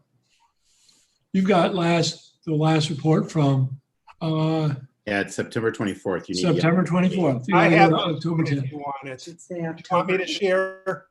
If you're comfortable moving the yeah, you're going to have to tell me when. Yeah, I will. So, Thank you. I have to stop sharing. Yeah, the Viking. Yeah. So how do I? This You one. did it. Okay. Share. Do I have share? I'm just looking. Do you have that now? Yeah, I have it open. I'm going to share my screen then. Okay. Thanks, Mark. And then I'm going to go to where I have it. Okay. Is that? Yeah. Thank you. It's remarkable. A few months ago, if that would have happened, this meeting would have ground to a halt. And now look at us. Okay. Next slide, Mark. Okay. So we are going to talk a little bit about student survey results. We used to use California Healthy Kids Survey. Now we use something called Panorama. I've gotten some good results, interesting survey results that were helpful for my understanding. We're going to talk some more about outdoor learning pods. We're going to talk about our efforts to continue to provide high quality opportunities for students. We're going to mention a little bit about the current county tier status, and then we're going to get your questions and feedback as we prepare for the next meeting. Next slide. So Mr. Simmons is going to take us through these next slides. So I'll turn it over to you, Brian. Thank you, Superintendent. Oh, can you hear me now? Yes. All right. Good evening, Board President Friedman, Board, Superintendent Skelly, and Cabinet. I'm going to take a few minutes to review the results of this survey, as Dr. Skelly said, that was conducted in mid-September to get a window into student experience for these first 5 weeks.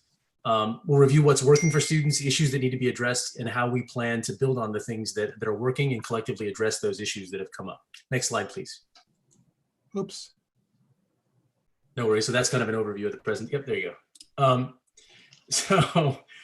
This slide is just a quick overview of the survey. The survey is organized around the learning models we've enacted, the academic needs students have, as well as the ways that we are engaging and helping students feel connected.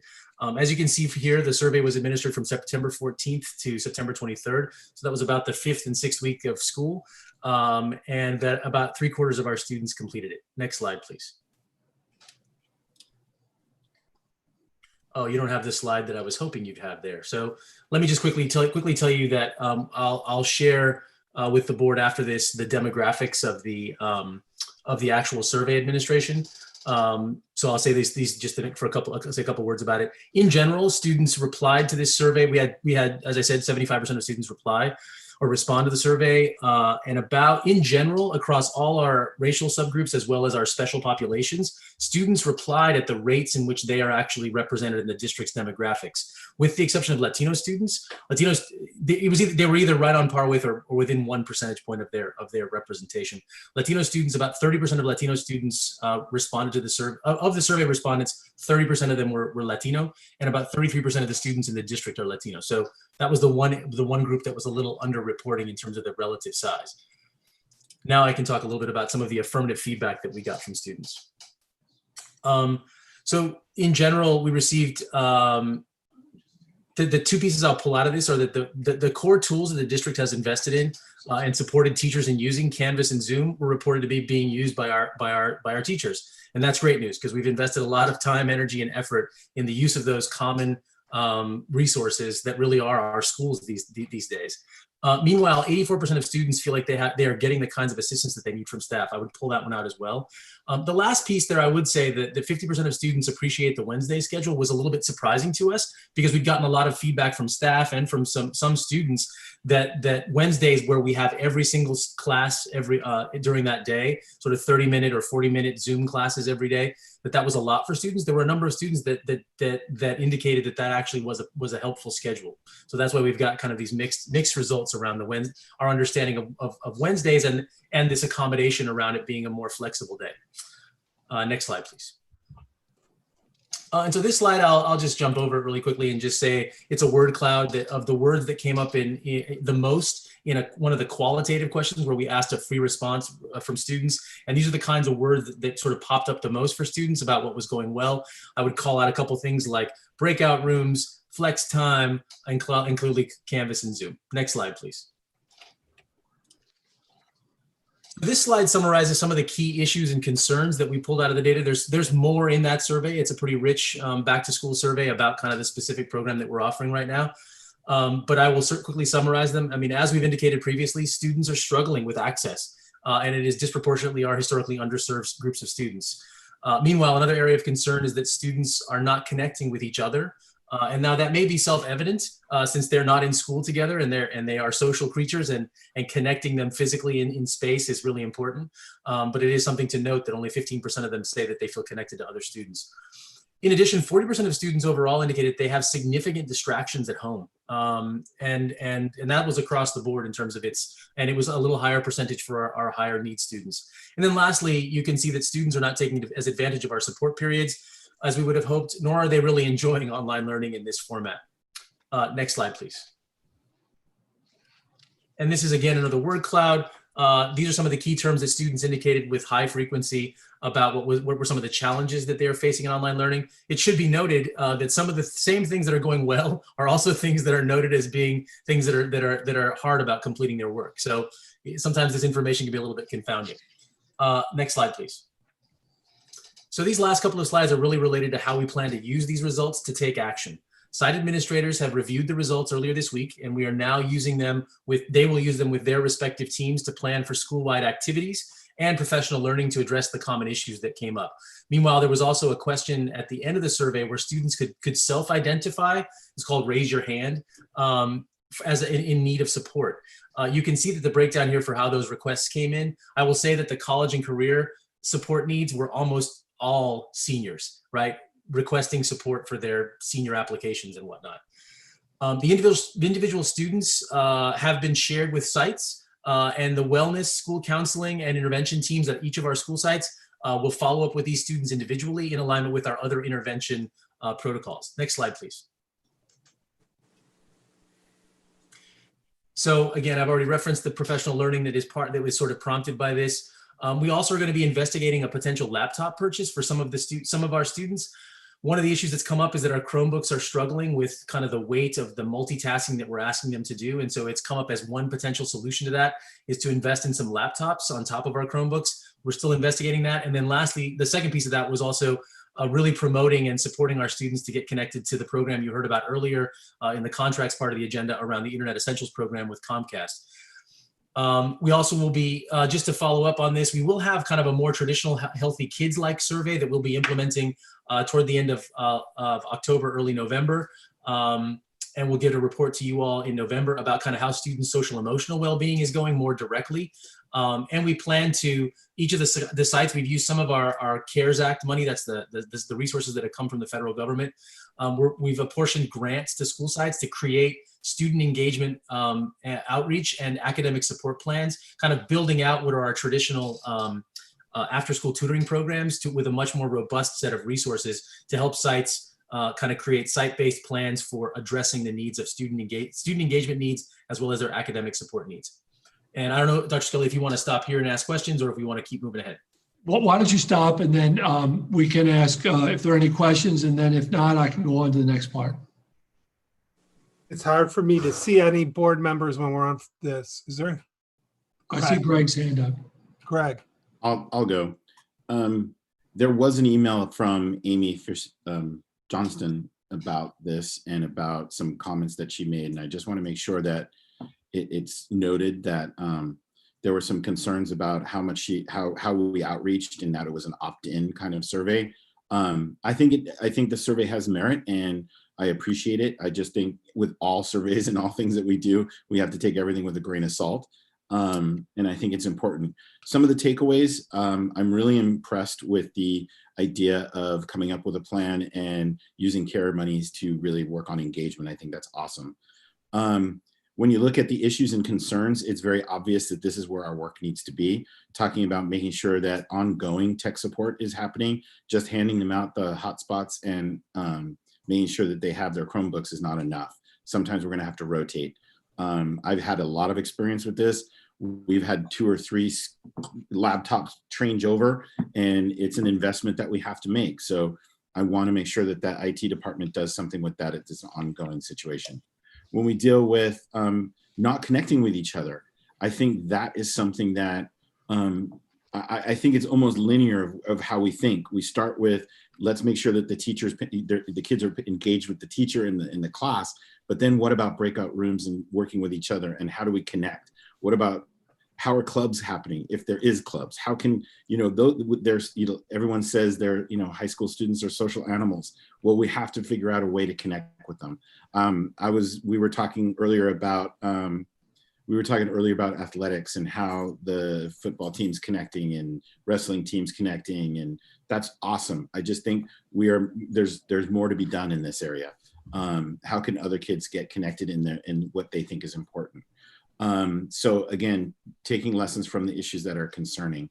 23% only enjoying online learning. How can we change that? I know that that's just a tough statistic that has to be addressed at some point in time.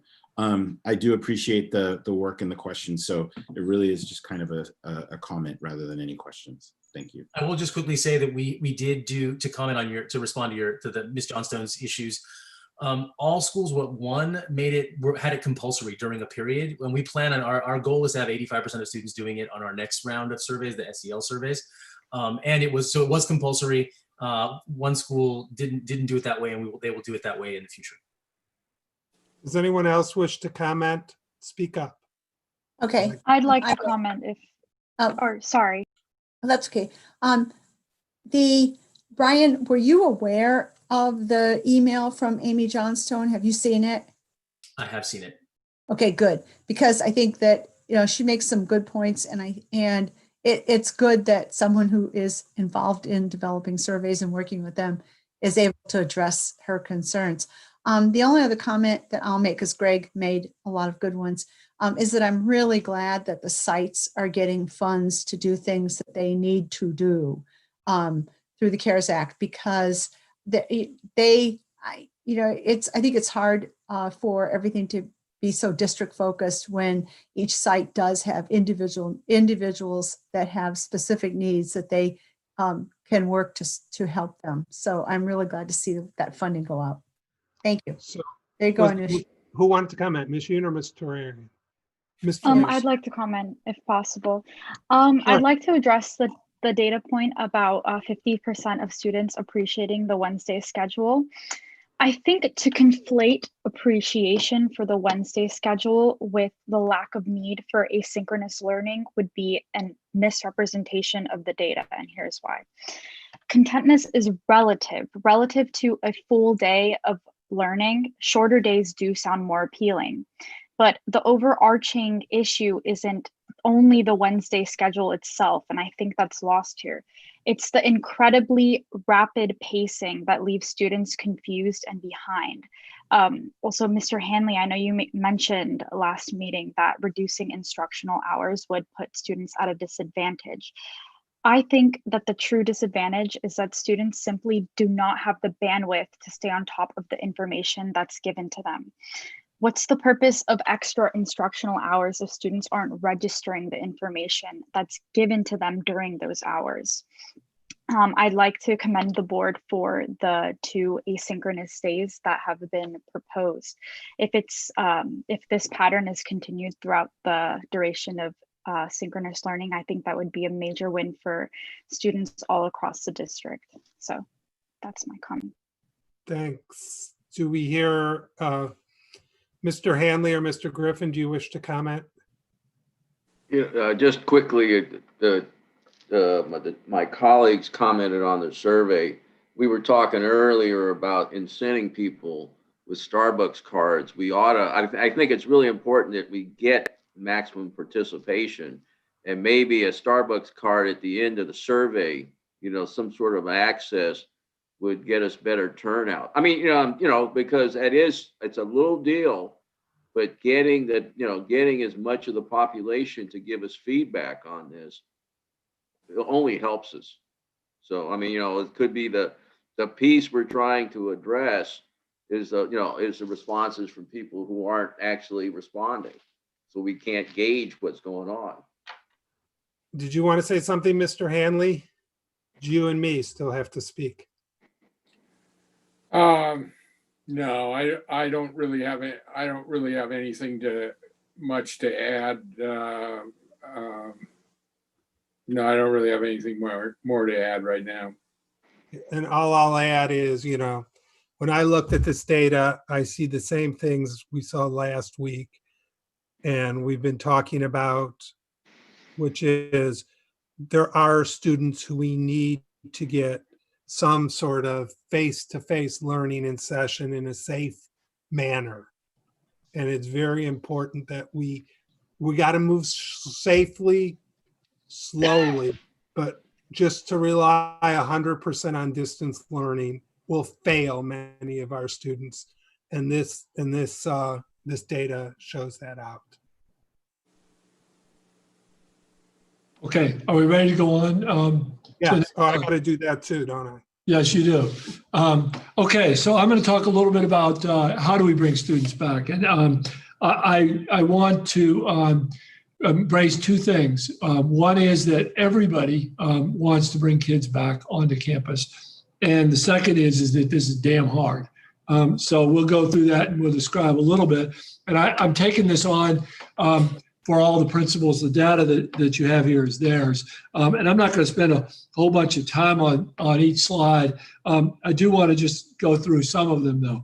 The first is Aragon, and you'll see that they reached out to a small group, a group of students. Their numbers were smaller because the kids that fit into the categories here are fairly low.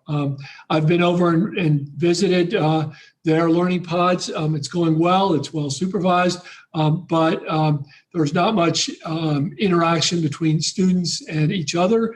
It is not an opportunity for engagement per se between students in the interest of safety. Some of that is sacrificed. While the supervisors are great people and care a lot about kids, they're because of the safety issues, they're being very careful here. San Mateo Outdoor Learning Pod, I was there today.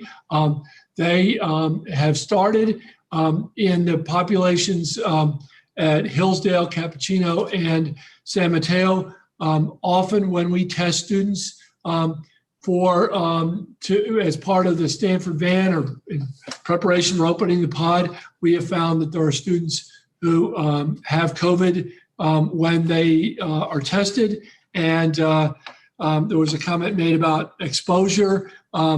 That is, as everybody knows, if we think, do we know that anybody has been exposed? We haven't had any cases that we believe there's been any transmittal during our watch, but people in our community have COVID. And when they come to campus and they're tested and they turn up positive, I can't tell you the shudder that it sends through the organization with respect to bringing students back in greater numbers, or folks courageously stepping up and sacrificing to do that. And I will say that everybody's doing a great job or struggling through this. And when we ask people to take to supervise a learning pod, we are deeply appreciative for their willingness to do that, serving students who are at the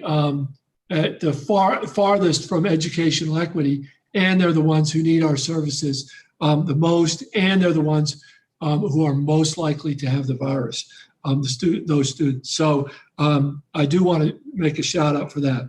So I didn't mention San Mateo, their numbers, they said 9 out of 14. Those are the students who showed up at all, and they continue to have some students that are sporadic attenders among those 9. Mills is another place. They've reached out to 27 students. They've got 5 participating as of the 6th. I will mention some of the barriers to participation. Parent-guardian concerns. The statistics that I've seen show that the students families who are most typically vulnerable to the virus are the ones who have the greatest concern and are typically less interested in exposing their students to the virus. And so that's a big challenge for us. We continue to reach out to folks. We continue to send emails, visit their homes to see what we can do. And we will continue to do that work as we go forward. Many candidates prefer at-home learning if they're not going to see the teachers. If I can stay home, I've got a bathroom close by that I know what the food is in the fridge.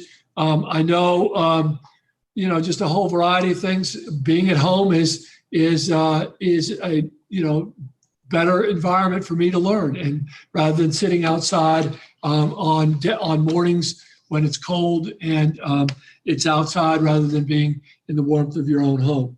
And then also we have family obligations, childcare, younger siblings. We know that the families are larger with many of these students, and parents of the students that we would like to have come into learning pods are the ones who are taking care of younger siblings and whose parents are having to work outside of the home to provide essential services for us. So I want to, this is just about the cruelest, most difficult equity challenge that you could possibly put on a school district. The next slide here talks a little bit about Burlingame. Burlingame identified 50 students. Their initial cohort serving is 5. So 10% of the students they believe would benefit from being on campus are taking them up. I will also say, you know, the air quality also did us no favors, right? You know, people starting and then the air is bad and who wants to be outside? It's just been the most difficult thing I've never seen an organization work as hard to make something happen and have as little success for reasons that you know have nothing to do with their efforts than we've had with these learning pods. And then finally, well, I'll talk about Cappuccino, and then we don't have a slide on Hillsdale, but I'll talk a little bit about them. They began on 9/23. The air's bad. They contact 150 people. They invite. They focus in on the right kids. They get a total of 8 students who are interested. And then when it comes time to show up, they've got 1 to 3 students participating. So we are trying, but this is just really, really hard work. Hillsdale was all set to open up 2 pods. They brought the kids in for testing. 3 of the students tested positive. They shut down the pods. They're ready to get after it again next week. And they're dedicated to making that work as well as it can. The next thing I'm going to do is turn over the next couple of slides to Principal of Peninsula, Ron Campana, who will come on next, I believe. Thank you, Dr. Skelly, Board President Friedman, member of the board and district cabinet.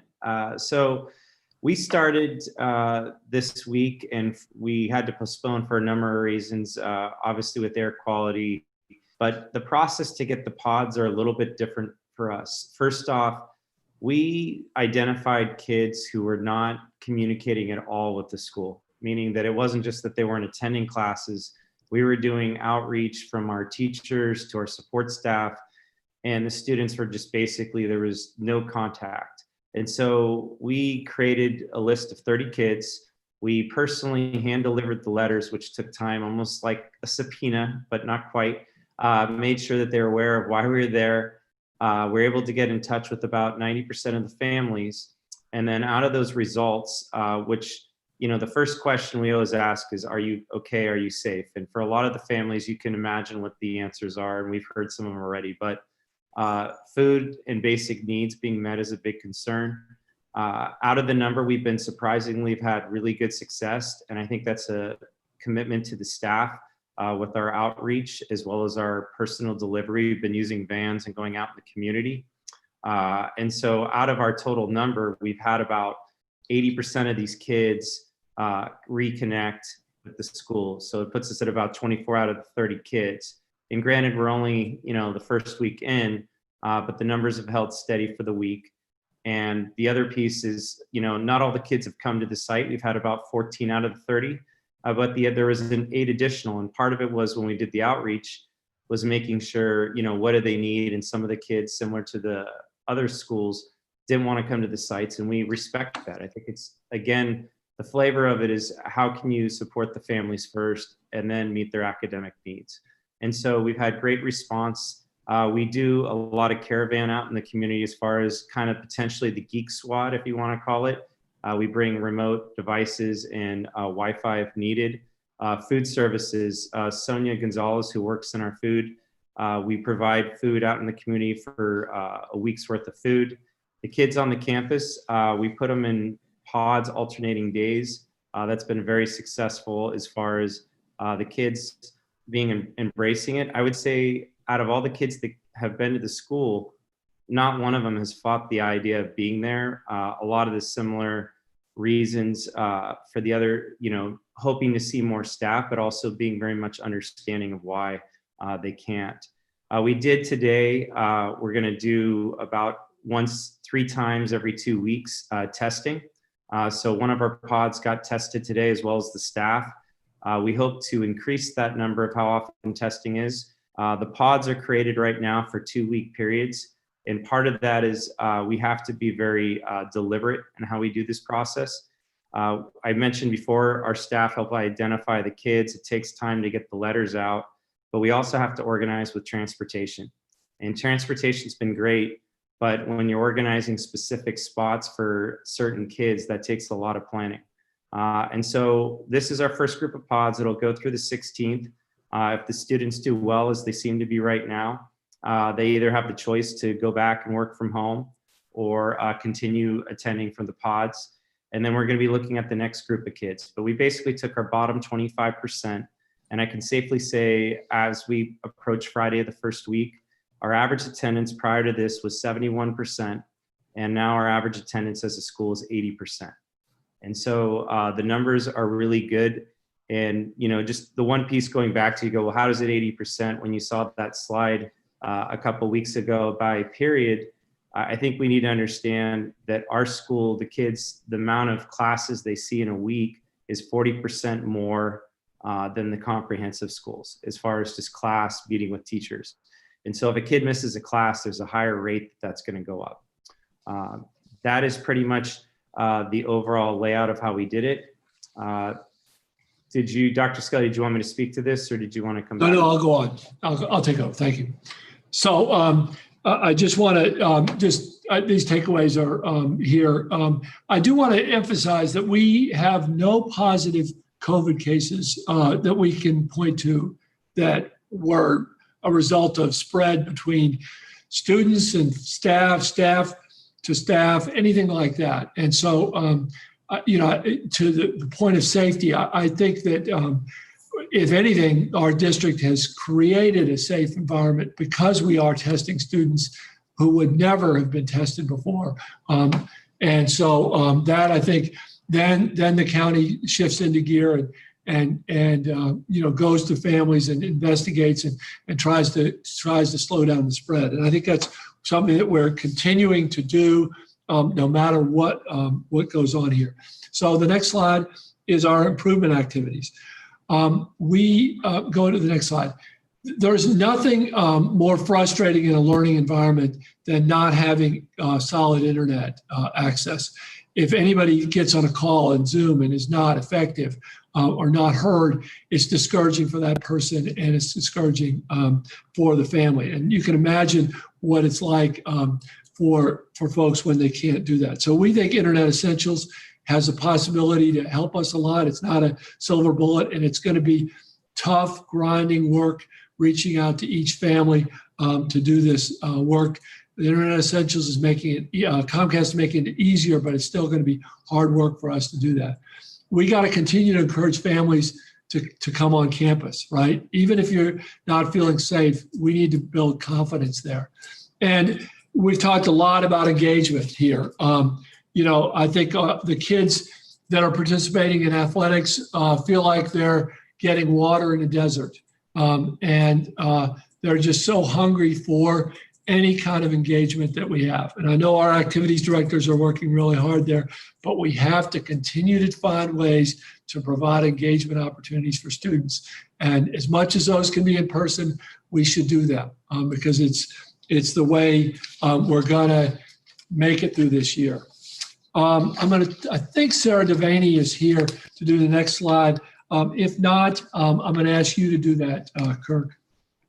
I'm here. I'm happy to jump in. Oh, thank you, Sarah. Yeah, no problem. So as most of you know, the county maintains a substantial red tier. What does that mean for us? As of October 6th, that means after 14 days of being in substantial, we're allowed to begin in-person instruction. However, the county, in coordination with San Mateo County Health, has created a review of reopening plans. So we're in the process of outlining and completing our plans that we will be submitting hopefully tomorrow to the county office and the health department, which they will review and then approve, which means we're allowed to have more in-person opportunities for students. So our plans are really looking at how can we gradually offer these opportunities to limited sets of students and cohorts in really engaging ways, which would be outdoors preferred, but we would also be able to provide some indoor opportunities. We're really looking at those opportunities that are going to prioritize instruction if possible. We have a few ideas from some of our unique courses like biotech that only has equipment in the lab that we can offer to those students. We're looking at how we can support some of those one-on-one asks with potentially some of our special ed students. We're looking at small groups like under 5. We would be cohorting, following all the 4 pillars for all of these things. Our reopening plans, we have a max number of persons on campus at 150. We know we're nowhere ready for that number, but that's about 10% of each of our campuses at this point. We know that's a goal, and that's something we're hoping that the county will approve. And looking at how we might break that down, that would be 8 pods potentially, not all at the same time, but we could work up to that. I think others have mentioned how important it is to get some of these kids back on campus. However, we're struggling a lot with figuring out the right way to do that and the kids that are able and willing to come on campus. We've also highlighted a process for our principals to help prioritize the asks from staff on campus. And then the health and HR team will approve and help outline some of those options, making sure we're keeping everyone safe. The other thing I want to highlight is we are really finally getting movement in our testing strategies. We've really been relying on staff to use their primary care if something comes up. We've been relying on the Stanford Health Van. We've been relying on Project Baseline. But now we've also, as you guys have mentioned earlier, we're looking into Curative as well as Vera with partnering with Stanford.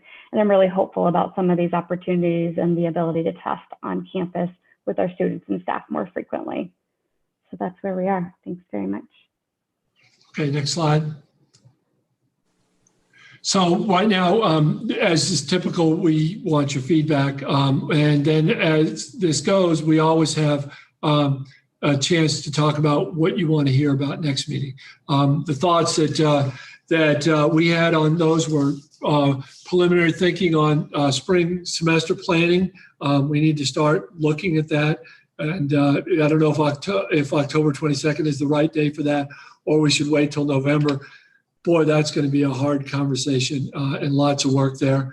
Athletics are coming up. They're scheduled to resume in December. Other thoughts about how we frame these. And then as this meeting has gone on, I think one of the topics that I'd like to suggest that we bring back next time are thoughts about engagement strategies for students. If we don't have on-campus learning between now and the end of the semester, what are schools doing to provide engagement for students during the next 2 months? So that concludes our report, and we're happy to take any questions or answer anything you have. Well, what you're going to get is you're going to get comments, okay? Because that's what you asked for. But before we actually have comments of the board, we have one public speaker, Nicole Robinson. You have 3 minutes from the time you start. Hello and good evening. I'd like to say that online learning was the correct way to move forward during this pandemic. I'm saddened to hear that our teens will spend part of their school year alone in a two-dimensional world. My daughter is a sophomore and only had little more than 1 semester of in-person instruction. Overall, I think that Mills did a good job switching to an online platform. However, as a school district, I think we need to change. These kids are on a computer from 9 to 3 with a single lunch break and 2 quick bathroom breaks. After they have to upload notes they took in class, do homework, and study for any tests or quizzes they might have.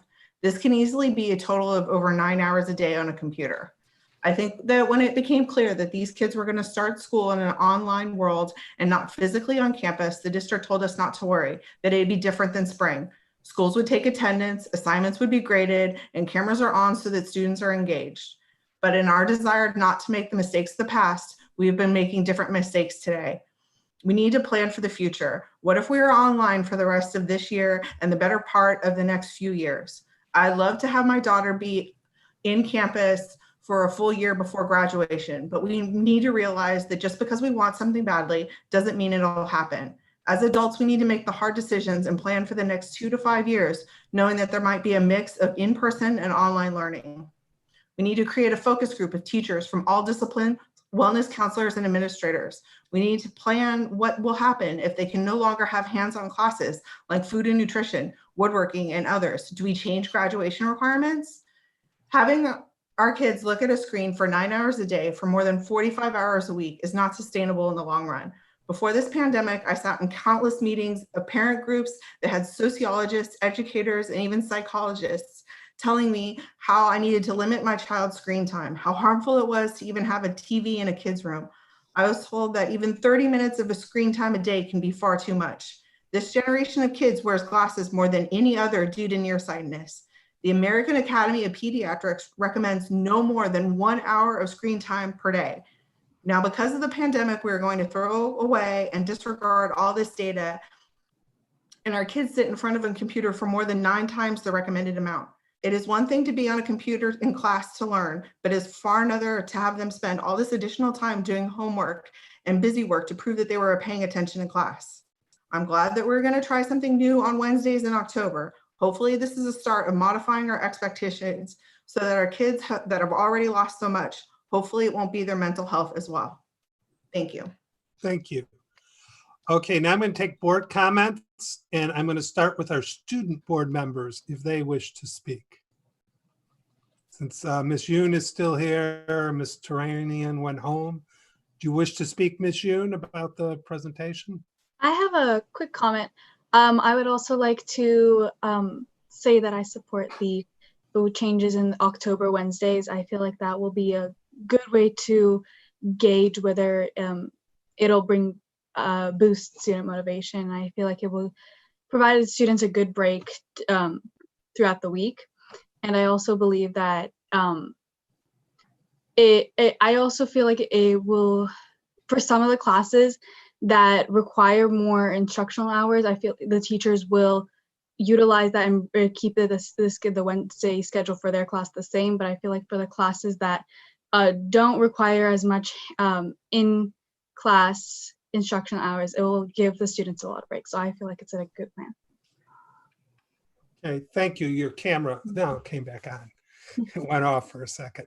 Mr. Land, your comments, directions. Lots of comments. So I'm just going to go, I'm going to reference what Mr. Friedman said in his comments about trying to get people back to getting the students back to school. I think it's critical. I also want to comment on what Mr. Childress said about having a plan and phasing in. I think I'm going to repeat myself over and over again, but we need to go slow to go fast, but that doesn't mean stop. I think we keep having to alterate and come up with certain plans and change them and adjust them. I love what Ms. Yoon said and Ms. Robinson, where we're talking about making some changes and adjustments. We need to know that it's not perfect. We don't have the answers and we need to make adjustments as we see fit. And I think Ms. Yoon brings up a good point that, you know, maybe we need to slow down and give them time to be able to do their work independently and do that. I really have a hard time with what happened with the pods. Yes, it's difficult, no doubt, but that's why we have to talk about equity. These are our kids who are most vulnerable. And because they're most vulnerable, we've got to create ways to make them engaged. And it really saddens me when I hear how the athletic department has a great bringing back on campus and kids feel great about it. And that's awesome. But then when we get to the pods, it's almost like a ghost town. And we have to find a way to reconcile that, because we need to find a way to find incentives to get kids to be there, to get excited to be there, to help out. Whatever it takes, I think we need to think outside the box. I was I was happy to hear what Sarah was talking about at the end, where you are starting to come up with pods and what the school districts, what the county said we can do as school districts and what we can come up with. Talking about the biotech labs, getting that back in place. We got to go slow to go fast. Let's start 1 class on campus, 2 classes on campus, whatever it takes, but we need a plan. I mean, Mr. Childress really brought up a good point of how do we phase this in, coming up with ideas. It's got to be a constant brainstorm. I sympathize with what Dr. Skelly said about the pods and the troubles that came up. but that shouldn't deter us. We need to keep going, and we need to try it in a safe way. Maybe it is inside. Maybe it's getting purifiers so that everybody has an extra purifier. I'm going to be honest. As an elementary school teacher, I mean, a principal, I'm starting Monday with kindergartners and first graders. And we had to spend like the last 3 weeks getting our school in order. We have paint on the lines where it's like, go this way and go that way, keep separate. I have videos that tell the kids what to do and how to wear their mask. And we have on site, we have, washing stations so that people can do that. We have open air in certain rooms. We picked the rooms that we needed first to go on. And we're avoiding certain other rooms. I've had to move teachers. These are things we need to do. And I think it's something that we have to start really considering about. And it goes back to what Mr. Childress says. We've got to have a plan, and we've got to keep going along. So it's combining what Mr. Friedman said with what Mr. Childress said. It's like taking it slow and steady. Thank you. Thank you. Ms. Lee Dwyer.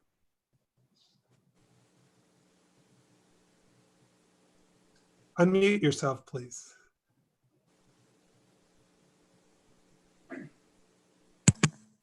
My computer, okay, can you hear me? Yes. Yes. The sound was coming out of my computer, so I took the earphones off, so it was kind of nice. First I want to congratulate Principal Campana for his work in reaching out to students and practically serving them subpoenas, which I love that analogy. But I feel like that is with the population we're looking at all the schools, maybe that's the approach that makes the most sense, because it's about as personal as you can get. And I think we have to get personal, and we have to recognize, we have to step back and recognize that some of these kids have obligations that they didn't have before this whole event, our world changed. And now they do have these obligations, and how can we support them with the obligations that they have? So I agree with Mr. Land that we have to be creative, and we have to go slow to go fast and keep going and going and going. Because I learned by doing a bunch of 10Ks that if you save the energy to the end, you can actually run the last mile the fastest. And I'm hoping with COVID that we'll be able to run the last mile the fastest and to improve our time, actually, as long as there's no hills. But it's an incredible challenge, and I appreciate everyone who's working on it, because I guess going back to what Greg said also, we have to just change on a dime. This didn't work. Okay, let's try this. You have an idea. Let's try that. We have to try everything that could work. And that's hugely challenging, but if we don't do it and we miss an opportunity, then we've lost. So the sooner we can get everyone back where they belong, which is in school, the better. The sooner teachers can return to the comfort of their own classrooms, the better. I look forward to normal, and I appreciate everything that we're doing to try to get there. Thank you. Thanks. Mr. Hanley. Yeah, I'm not sure what to say. I think, trying to make some movements back and build some confidence is the only way that we can make progress. Otherwise we're just looking at a catastrophic situation in terms of learning loss and academic achievement. I think we've got to figure out a way to make some progress here. I think as the situation continues to improve. I mean, there's nothing that's risk free, but I do think we can reduce risk to a sustainable level, and we can do it through taking some small steps, building some confidence in those steps that we're taking. I don't know. I'm less focused on starting athletics than I am on making progress academically. Quite frankly, I just think we're just looking at a really tragic situation here if we don't figure out some way to reduce the learning loss that we're experiencing. In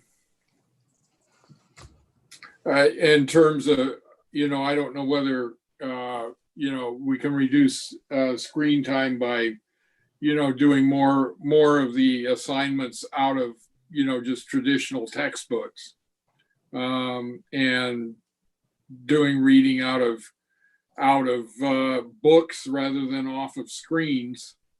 That's the other option.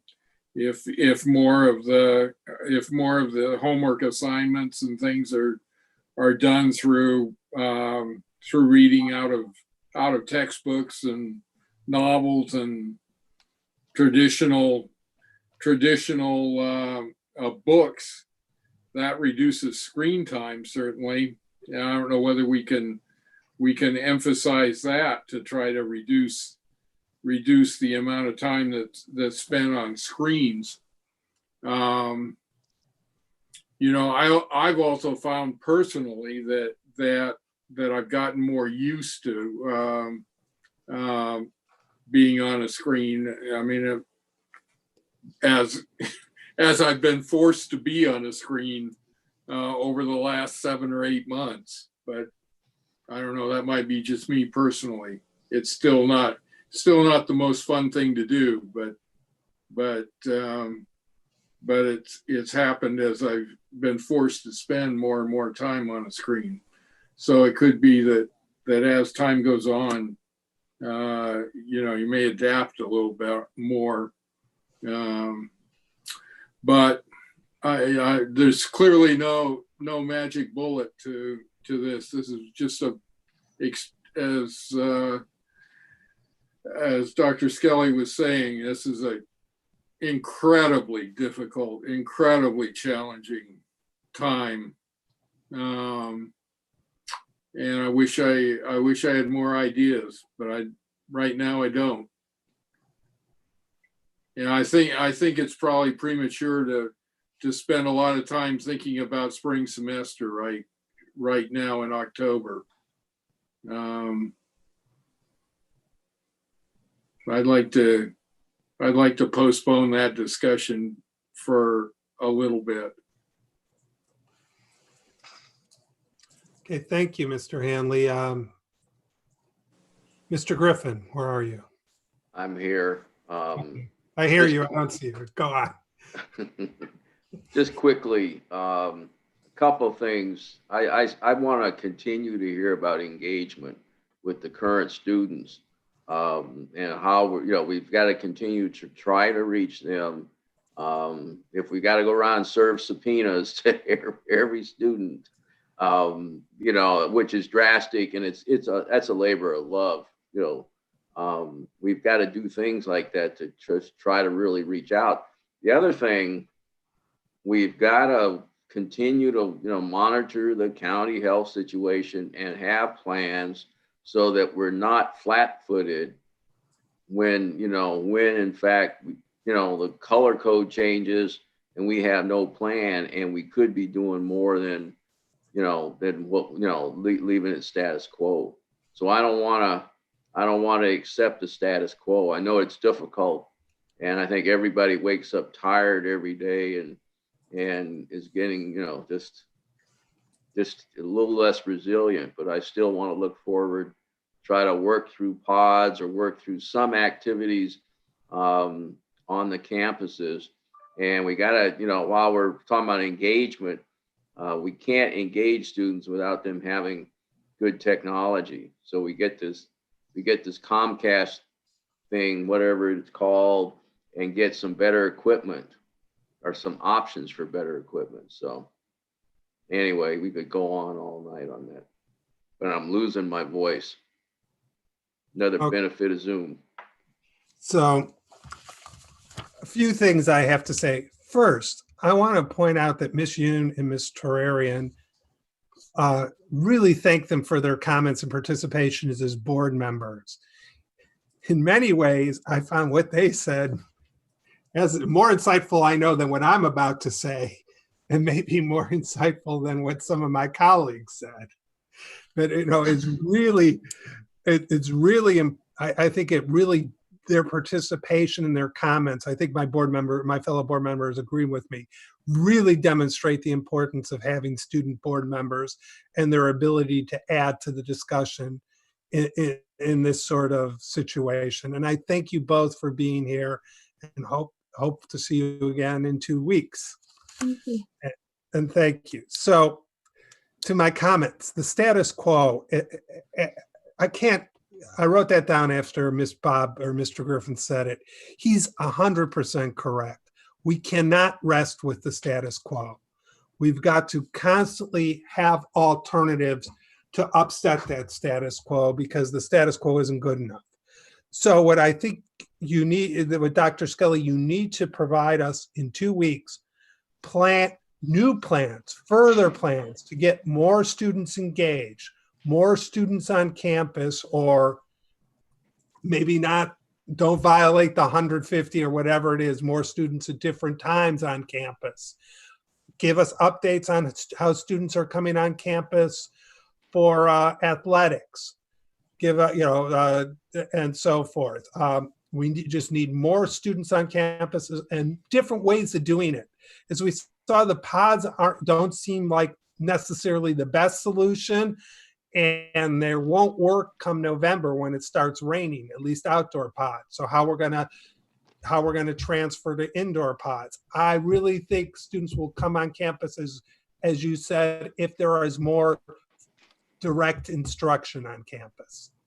And and there's different, you can say you're going to have a class, but maybe it can just be like, what did we used to call that? Where students came in on campus in the afternoon. They could come in the afternoon and just get tutoring, that sort of thing. So we really I think students will come on campus and be engaged when they have an activity more akin to their learning, not just a place that takes the place of their home. That's why students are coming for athletics, because athletics isn't just like, oh, I could run in my backyard. They're coming, you can't get the same sort of experience you get that way. So really share those plans with us. In 2 weeks, give us specific plans that each school is thinking of is going to implement, hopefully with some instruction, with some teachers like the biochem in San Mateo. Give us those plans in 2 weeks. Let's see the list. Now, you might have a long list and say we're only doing 2 or 3 of these at a particular school, Penn or San Mateo, but we need to see that list. We need to see more specifics. Penn, I think that's wonderful that what we did to try to get some students there. You mentioned the transportation issue. I think that will solve itself. Well, you have a different challenge in that Crestmore is closing within the month, at the end of the month, early November. So when you have the new building, that will solve itself in the sense that the bus ride will be a lot shorter. You might be able to even use vans, and some people might get there on their own a lot easier. Plus, you can also use it if you set up a whatever these programs you set up in the new school. You can say, look, we built a new $30 million school for you. Come to us in November. It really, instead of going to the old beat up place up the hill, we've got this brand, even though that new old beat up place is going to be sold. We got this brand new place that the district sent for you. Come to it. We can help you. I think that really helps if we do that. And when the next trimester starts in November, I think that's a real good thing.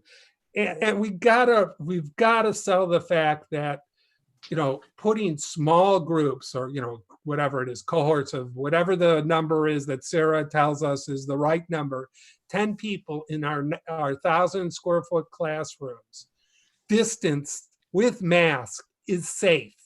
You know, we're not talking about having a rose garden party like they had a couple weeks ago in Washington, you know, with a bunch of people without masks hugging each other, and then 30 people get COVID.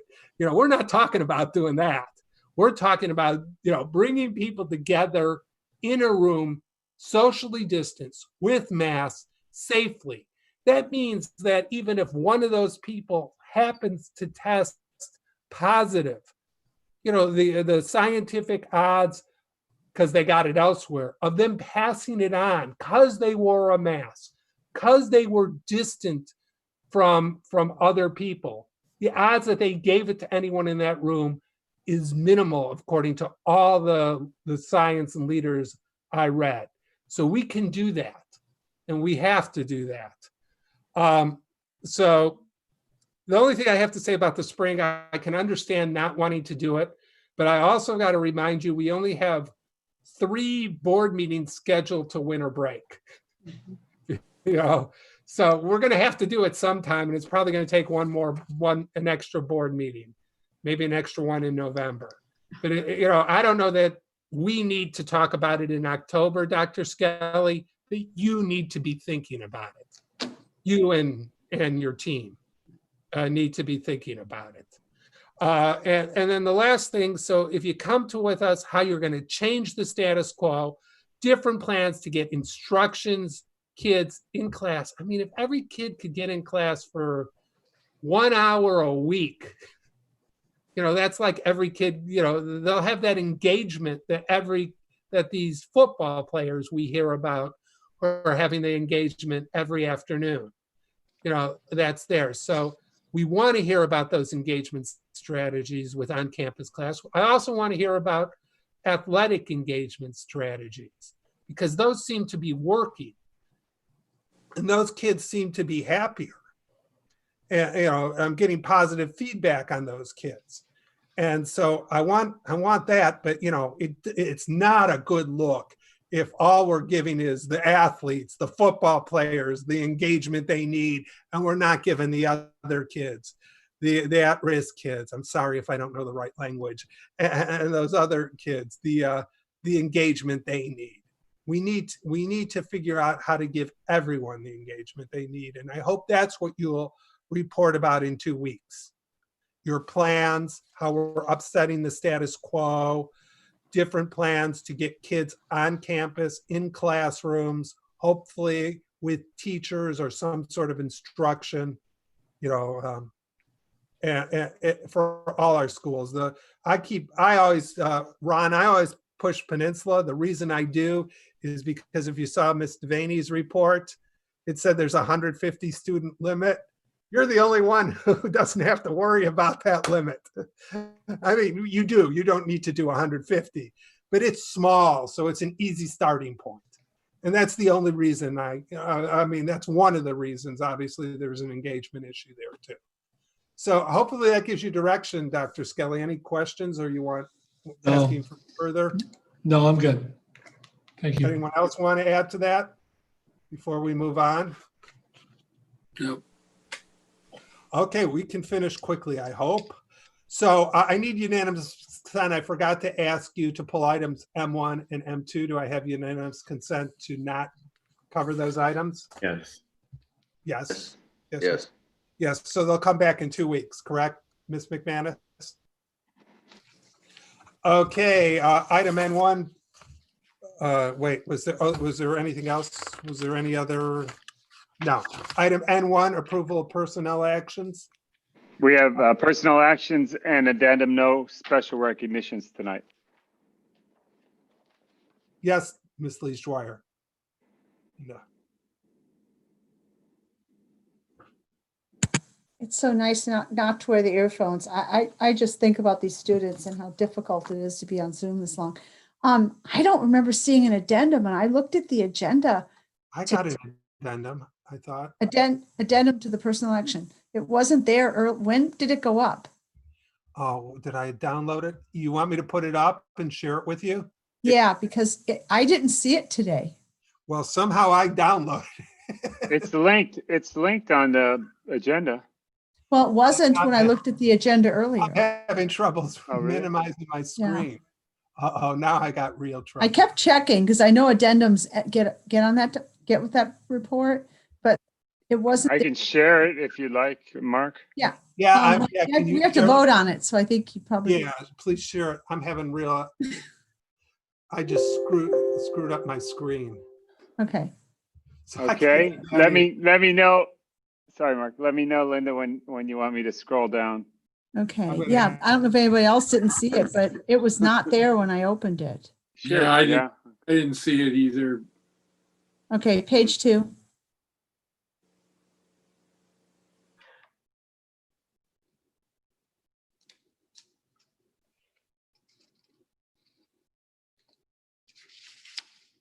Page 3.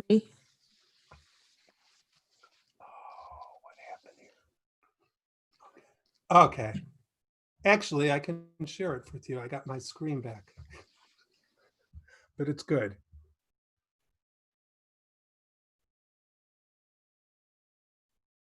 Are you okay, Linda? Page 4. What? You know, I'm reading it as fast as I can. Yeah.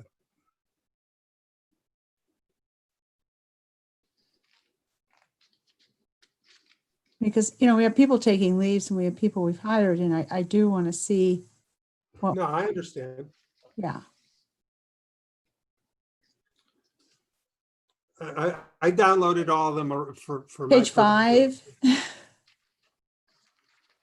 Oh, the athletic things. Well, you know what? They're getting better at it, aren't they, Kirk?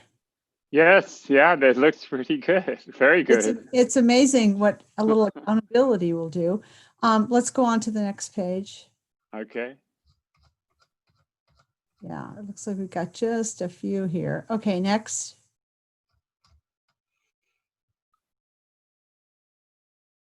I'm just looking at who might be out doing something. Okay, well, she's reading that. I don't think it's really good practice to have everything delivered like at the last minute like this, because I do miss stuff like this a lot. I think Linda's a great example of what we should be more like, where you are looking at these things thoroughly, and I'd like to get these in advance more. Yeah, I can even say that was the point I was going to make, sort of, because I downloaded to be able to share that presentation. I think I downloaded around 3:30. Page 8. Yeah. Because of everything we were, we had 4:45 closed session. So I downloaded Okay. around 3:30, and it turns out it wasn't even the latest version, because you heard from Brian that, I was missing a page. Right. And that was 3:30. I think the deadline, I really, if possible, I like to review everything over the weekend because I have more time and I can sit and just do it because, I work full time. But at the very least, by like Tuesday evening, I should be able to have everything I need to read, because I want to be prepared. And all the last minute stuff, just unless it's really something you can't control, I would prefer to get it as early as you can get it to us. And let us know if you put something, if the agenda changes, we need to know. Because I can't keep going back to look at it. We'll do better. We'll do better on this. Okay, Well, thank you. I will add, I don't think it's I know you've been doing the back to school presentations and giving it to us about 24 hours in advance. And I understand that, given the dynamic nature of that. The latest and greatest. I get that. Yeah, we want that, it should be, it can't be done a week in advance. Right. Yeah, because of the dynamic nature of that. Yeah. But other things can be, Right. These are the stuff from business services, contracts, things like that. Personnel, the original personnel can be done. I guess the addendum, I always thought was sort of last minute. That's why it was called an addendum. But maybe there should be a 24-hour rule on that. Yeah. We'll do that. That'll Okay. work. Do I hear a motion? I move approval. Second. Motion by Ms. Lees Dwyer, second by Mr. Land. Mr. Land, Yes. Ms. Lees Dwyer, Yes. Mr. Hanley, Yes. Mr. Griffin, Yes. Mark Friedman votes yes. Motion carries.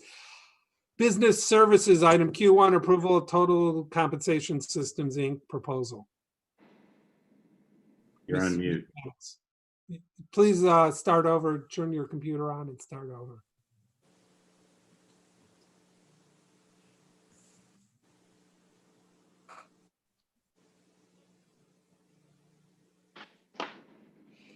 We're bringing forth tonight a contract for an actuarial study to be done, and this is to ensure that we're compliant.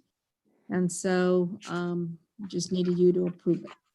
And it's $11,000, right? Did I read Yes, that? and we'll probably be seeing these every year.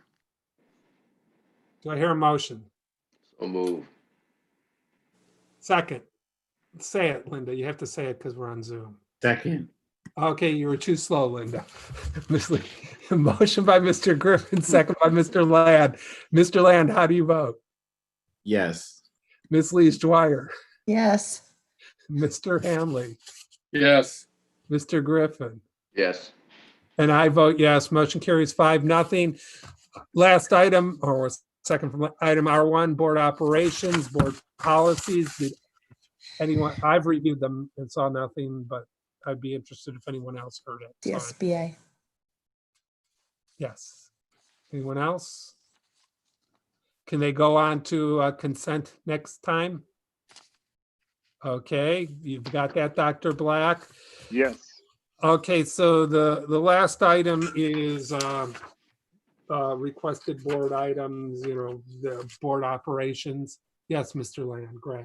I would like to recommend that we either do a board study on what we talked about earlier with the grand jury report. It could be some of the specifics of it, or in general, I don't know. I'm open to either, but we need to have a study session on racism, on homophobia, on what we're doing. I think it's important. I agree. So do I. That gives you a majority. I mean, I think that You get to have another meeting, Mark. Yeah, well, You get another meeting. You realize I have to go through our December meeting now because ballots can come into November 20th or something like that. That the term was extended till through the second week of December. But of course, if we can't decide that it's going to open school, then you get rid of me and you can bring in a new board member to decide the next week when you have to push it in another week to open school in January. No, you're stuck with us. Okay, so if we do this, can we do this, Dr. Skelly, and do it around, include our answer to the grand jury? The response. Yeah, I think Yes, that's the appropriate yes. sequence. I always use the wrong words. I'm so sorry. But how, I mean, what's the substance? I mean, the response to the grand jury is a substantive thing to talk about. But other than that, what is the substance that we're going to talk about in that meeting?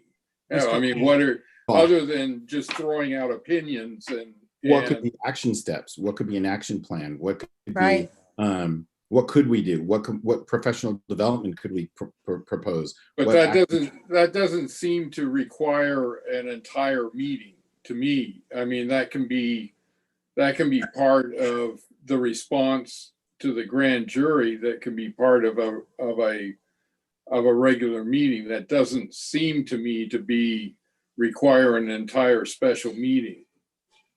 We might be able to, yes, Ms. Lees Dwyer. I think that the subject matter merits the time, and that given the situation in the world today, we have to take care of our community, and we need to talk about that and plan for that. And we can't just issue a response and go, well, there that goes.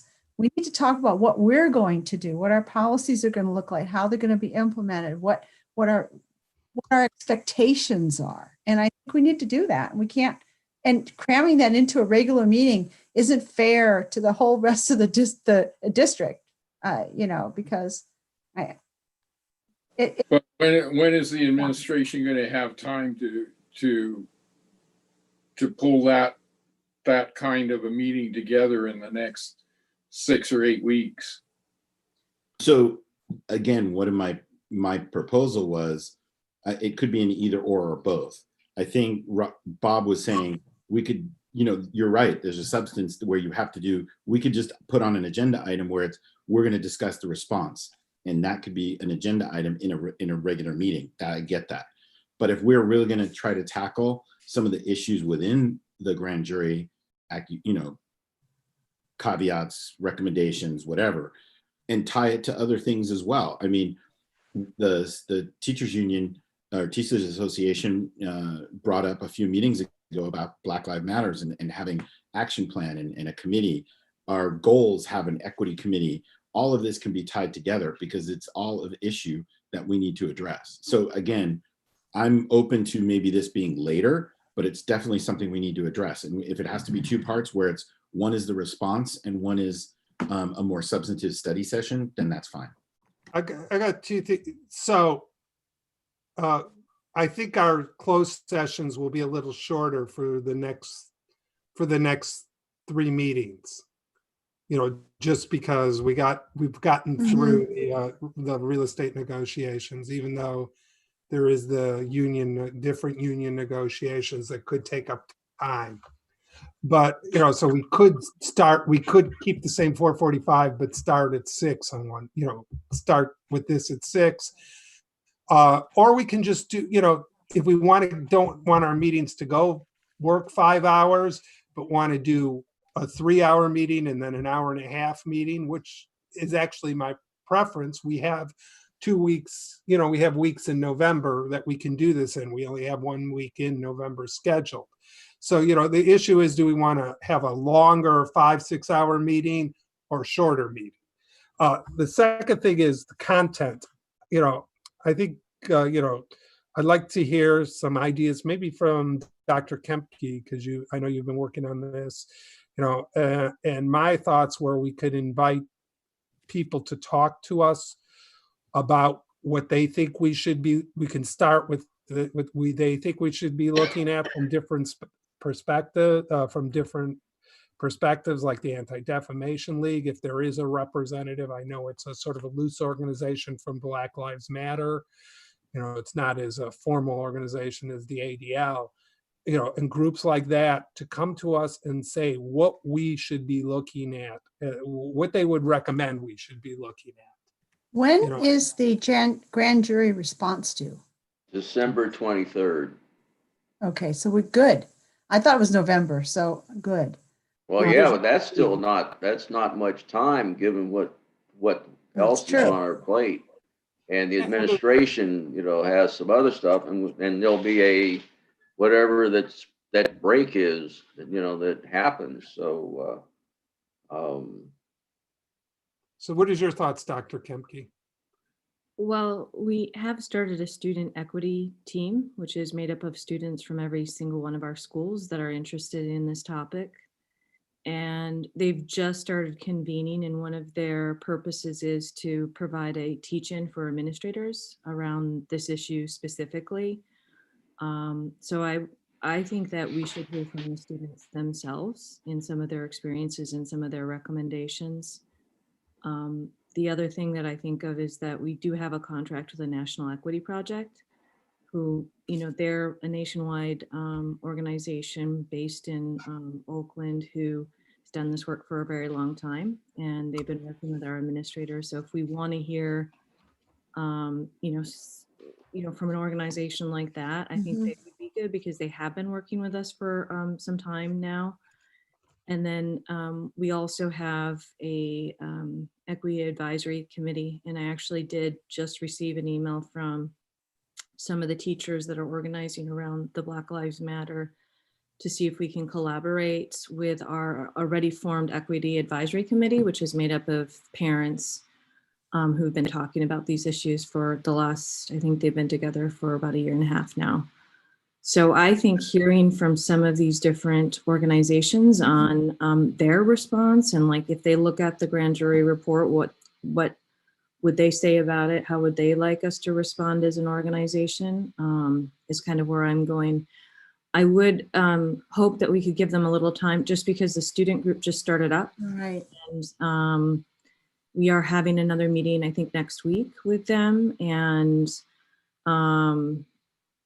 so if we could do it sometime in, later in November, I mean, before the actual response is due, that would be preferable. But I just think we need to hear it more closely. And I know I would also think that we'd add a survey question on the student surveys that are going out to identify how, ask a question on these topics to hear from a larger group of our students on, what they're experiencing.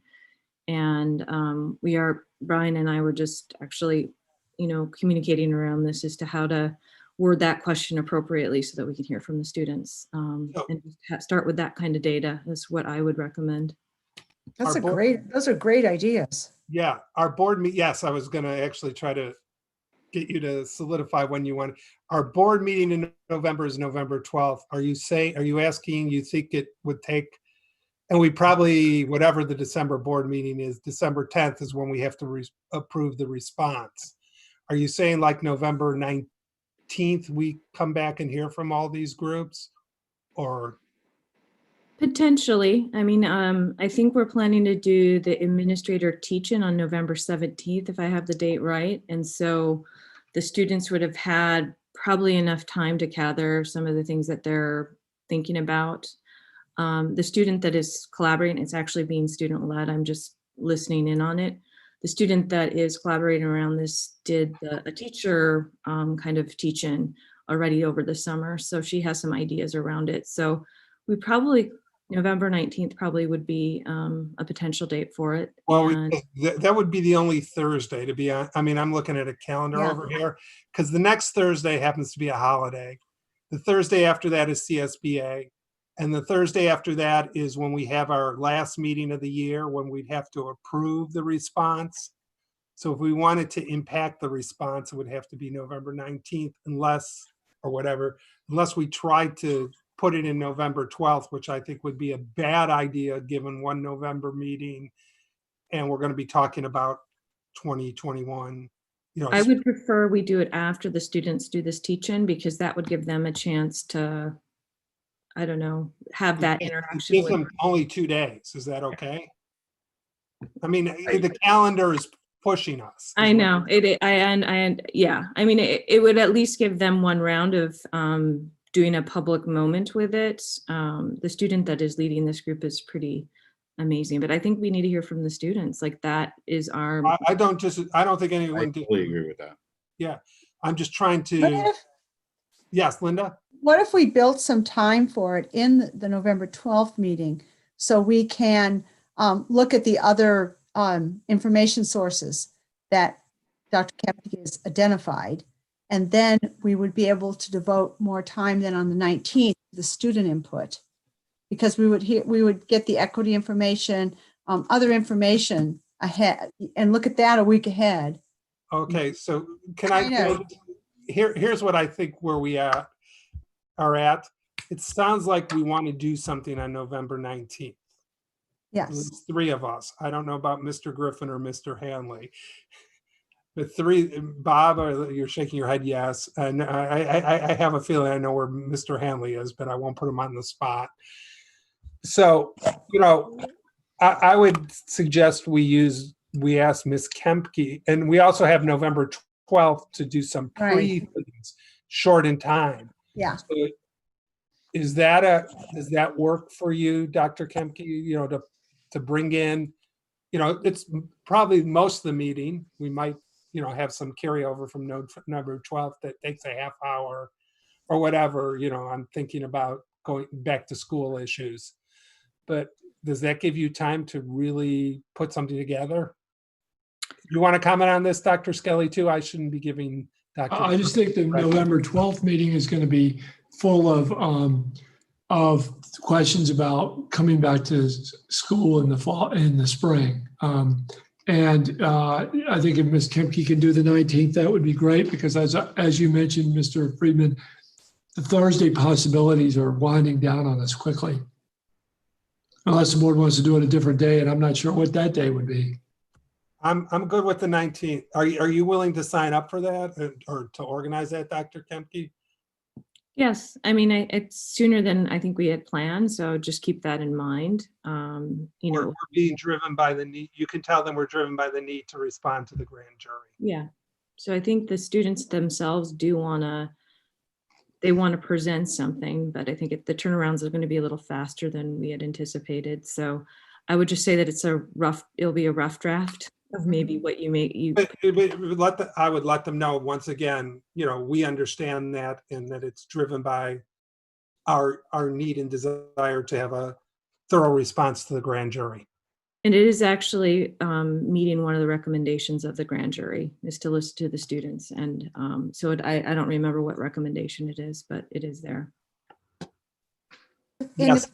If there's preliminary information that we can have from other sources on the 12th, I would like to have that because that will give us more time actually to think about it and it won't jumble it all into one meeting.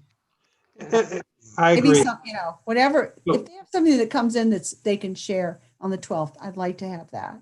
But if the teachers, or one of the other groups you talked about, committees want to present on the 19th instead of the 12th, I mean, it's not just one. You understand, you budget the time accordingly. I would encourage you to keep it like 6 to 8 or something like that. You know what I mean? 2 hours. And does that work for everyone? Yes. Mm-hmm. I really appreciate that, Dr. Kempke, stepping forward. Thank you. Anything else? Yeah, there's one more thing. I thought we might make it to the official day if we keep this up, but I think we should stop now. Tomorrow is Dr. Kempke's birthday, but I don't think we all want to stay. You're going to until that. sing? So we'll wish her a happy birthday Happy birthday. early without sitting around here for another hour and a half. Okay, yeah, before we go, Are you remind saying us. she's aging in front of us? Remind us of the plan for next week, how that meeting's going to work at 5:30. 5:30, principals will share their thoughts about each one of the people. We'll have, brief comments, hopefully get you out of there certainly by 7. And we'll make the final congratulations comments. Yeah. We can't shake hands. Sounds like fun. And we get cake, right? Virtual Virtual cake. That was a joke. Where's Ron Campagna? He'll deliver us all cake. With There you go. Cupcakes. I like that. Okay. Anything else on board operations? I gotta go to sleep. Let's go. I gotta eat dinner. Meeting's I have to adjourned. prepare for a deposition tomorrow morning. Meeting's adjourned. Lucky person. Okay, I can kick you all out with one click, but I'll let you. Click away. Go for it. Good night. Go for it. Good night. Night. Hey, Bob. Yeah, everyone. Happy birthday, Julia. Happy birthday. Yeah, enjoy. Birthday to you.